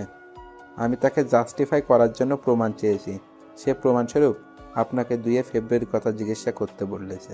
প্রাইম মিনিস্টার পুলিশ অফিসারের ফোন পেয়ে থতমত খেয়ে যায়। এই অফিসার, তোরা কার সামনে পড়েছিস তা তোরা নিজেও জানিস না। খোদার কসম, আগুন কোনো মানুষ না, সে মানুষরূপী এক ভয়ঙ্কর নরপিশাচ। তোদের জীবনে মায়া থাকলে সেখান থেকে তাড়াতাড়ি পালিয়ে আয়, না হয় পরবর্তী দিনের সকাল দেখার জন্য তোরা একটাও বেঁচে থাকবি না। পুলিশ অফিসার প্রাইম মিনিস্টারের কথা শুনে সোজা দৌড়ে গাড়িতে উঠে পড়ে। তার শরীরের কম্পন যেন আরো দ্বিগুণ হয়ে গিয়েছে। আর তার এখন একটাই মাকসাদ, সে তার নিজের জীবন বাঁচাবে আগে। মাফিয়া গার্ল জাগ গোল্লায় পুলিশ অফিসার নিজে গাড়ি ড্রাইভ করে সেখান থেকে পালিয়ে চলে যায়। পুলিশ অফিসারের দেখা দেখি বাকি সবাইও তাড়াতাড়ি সেখান থেকে অবস্থান ত্যাগ করে। আর কলেজের সবাই চোখ বড় বড় করে আকাশের দিকে তাকিয়ে আছে। তাদের যেন বিশ্বাসই হচ্ছে না যে তারা আগুনকে নিজের স্বচক্ষে দেখছে। রামিসাও পুরোপুরি অবাক। এই, তোমরা সবাই দাঁড়িয়ে দাঁড়িয়ে কি দেখছো? হ্যাঁ, যাও যে যার ক্লাসে যাও। আকাশের কথা শুনে সবাই দৌড়ে যে যার ক্লাসে চলে যায়। নিজেকে যেন নিজের কাছেই কোনো এক ভয়ঙ্কর দানব মনে হচ্ছে। আজ বহু বছর পর আগুন নামটা নিজের সাথে যুক্ত করলাম আবার। এদিকে রামিসা আমার পাশে দাঁড়িয়ে থরথর করে কাঁপছে আর কান্না করছে। রামিসাকে এক টান দিয়ে নিজের বুকের মধ্যে নিয়ে নিলাম। এই পাগলি বউ আমার কান্না করে না। আমি আকাশ থাকতে তোমার গায়ে কে হাত দিবে? হ্যাঁ, বলেছিলাম না তোমার বিপদে আমি আকাশ একা দাঁড়ালেই যথেষ্ট, তোমার নিজেরও টেনশন করতে হবে না তা নিয়ে। আকাশের কথা শুনে রামিসা আরো শক্ত করে আকাশকে জড়িয়ে ধরে আর পাগলের মতন চুমু খেতে থাকে আকাশের বুকের মধ্যে। আকাশের বুকে চুমু খাচ্ছে আর পাগলের মতন কান্না করছে রামিসা। সে যেন নিজেকে আর কোনোভাবেই কন্ট্রোল করতে পারছে না। চোখের পানি নাকের পানি দিয়ে আকাশের বুক পুরো ভিজিয়ে ফেলেছে। আকাশ প্লিজ, তুমি আমায় কখনো ছেড়ে যেও না। আমি তোমাকে কখনো হারাতে চাই না। এমনিতেও আমি আমার কলিজার ভাইটাকে হারিয়েছি। না বাবুন, কোথাও যাব না তোমায় ছেড়ে। আমি সব সময় তোমার সাথে আছি। হয়েছে, এবার কান্না অফ করো। আকাশের কথা শুনে রামিসা কান্না অফ করে দেয়, কিন্তু ফোপানি কোনোভাবে বন্ধ হয় না তার। পাগলি বউ আমার বলে রামিসাকে কোলে উঠিয়ে নিলাম। তারপর ক্লাসরুমে চলে গেলাম। ক্লাসরুমের সবাই আমাদের দিকে করুণ দৃষ্টিতে তাকিয়ে আছে। মনে হচ্ছে যেন আমার কাছে তারা নিজের প্রাণ ভিক্ষা চাইছে। আরে ভাই, আজব তো। আমি মনে হয় মানুষ পেলে খুন করি, তারা এমন ভয় পাচ্ছে কেন আমাকে? পাশ থেকে একজন বলে ওঠে, ভাই প্লিজ আমাদের কোনো ক্ষতি করিয়েন না, আমরা আপনার কাছে হাত জোর করছি। আরে তোমরা কি শুরু করছো? হ্যাঁ, আমিও তোমাদের মতন মানুষ, আমি কোনো নরপশু না। তবে হ্যাঁ, বদ লেভেলের মানুষদের জন্য তাদের বাপ আমি, কিন্তু ভালোর কোনো ক্ষতি আমি আজ পর্যন্ত করিনি, আর করবো না। সো ভয়ের কিছু নেই। ধন্যবাদ আগুন ভাই। আচ্ছা তোমরা প্লিজ একটু ক্লাসরুম থেকে বেরিয়ে যাও, আমার রামিসার সাথে কিছু কথা আছে। সবাই আমার কথা মতন ক্লাসরুম থেকে বেরিয়ে যায়। আমি রামিসাকে কোল থেকে নামিয়ে দেই। এই পাগলি, এখনো ভয় আছো তুমি? হ্যাঁ, অনেক ভয় আছি, কারণ তুমি তো জেনেই গেছো যে আমি মাফিয়া গার্ল। সো তুমি যদি আমার উপরে কোনো রাগ ছাড়ো। আমার মাথা খারাপ? হ্যাঁ, যে আমি আমার বাবুনির উপরে রাগ ছাড়বো? তবে হ্যাঁ, সত্যি বলতে তোমার উপরে অনেক রাগ জমেছিল আমার, কিন্তু সেসব আর নেই, কারণ তোমার এই পথে আসার রিজন আমি জেনে গেছি। কিন্তু একটা কথা বলো তো, যে তুমি এত কিছু করলে কি করে? সেদিন যখন 3টার সময় তোমার সাথে আমি বসেছিলাম, কিন্তু অন্যদিকে মাফিয়া গার্লের লাইফ চলছিল কি করে? সেদিন তুমি যখন বলো আমায় যে তুমি 3টার সময় আমার সাথে দেখা করতে চাও, তখন শুরুতে আমি বারণ করি, কিন্তু পরে ঠিকই হ্যাঁ বলি, কারণ তুমি আমায় সন্দেহ করেছিলে, সেটা আমি বুঝতে পারছিলাম। তাই আমি আগ থেকেই লাইভ রেকর্ড করে সেটা 3টায় কাটায় কাটায় সেট করে দিই, আর 3টা বাজতেই সেটা প্লে হয়ে যায় আপনা আপনি। ও বাপরে বাপ, কি মাথা তোমার! আচ্ছা তা না হয় বুঝলাম, কিন্তু তুমি আমার আইডি কেন হ্যাক করতে উঠে পড়ে লেগেছিলে? আর কি করেই বা জানলে যে আমি মাফিয়া গার্লের তালাশ করেছি? তুমি আর শামীম একদিন নদীর পাড়ে বসে বসে আমাকে নিয়ে কথা বলছিলে, আর সাইডে আমি ল্যাপটপ নিয়ে বসেছিলাম। তখন তোমাদের কথা আমার কাছে আসে, তাই তোমার আইডি হ্যাক করে তোমার শিক্ষা দিতে চেয়েছিলাম, কিন্তু পরে দেখি তুমি আমার থেকেও বড় ধরনের খেলোয়াড়, তাই তোমার উপরে রাগ উঠে যায়। তাই এরপর থেকে অনেকবার তোমার আইডি হ্যাক করতে চেষ্টা করেছি আমি, কিন্তু পারিনি। আর তাছাড়া পরে যখন তুমি আমায় প্রপোজাল দাও, আমার সাথে যখন পুরোপুরি মিশে যাও, তখন তোমার উপর থেকে সমস্ত রাগ উঠে যায় আমার, কিন্তু এর পরেও তোমার আইডি হ্যাক করতে চেষ্টা করি। সেটার আসল রিজন হচ্ছে তোমাকে যাচাই করা। আমি দেখতে চেয়েছিলাম তোমার অন্য কোনো মেয়ের সাথে রিলেশন আছে কিনা। রামিসা, তুমি আসলেই মাফিয়া গার্ল নামটা এমনি এমনি রাখোনি, তোমার কাজ বারে বারের সাথে সত্যি নামটার পুরোপুরি মিল রয়েছে। তুমিও তো কম না, কত বড় মাপের মাফিয়া তুমি, তোমার নাম জানে না এমন কেউ নেই। আমার কথা বাদ দাও, আগে তোমারটা বলো, কারণ মাথায় তোমাকে নিয়ে অনেক কয়টা জটলা পেকে আছে।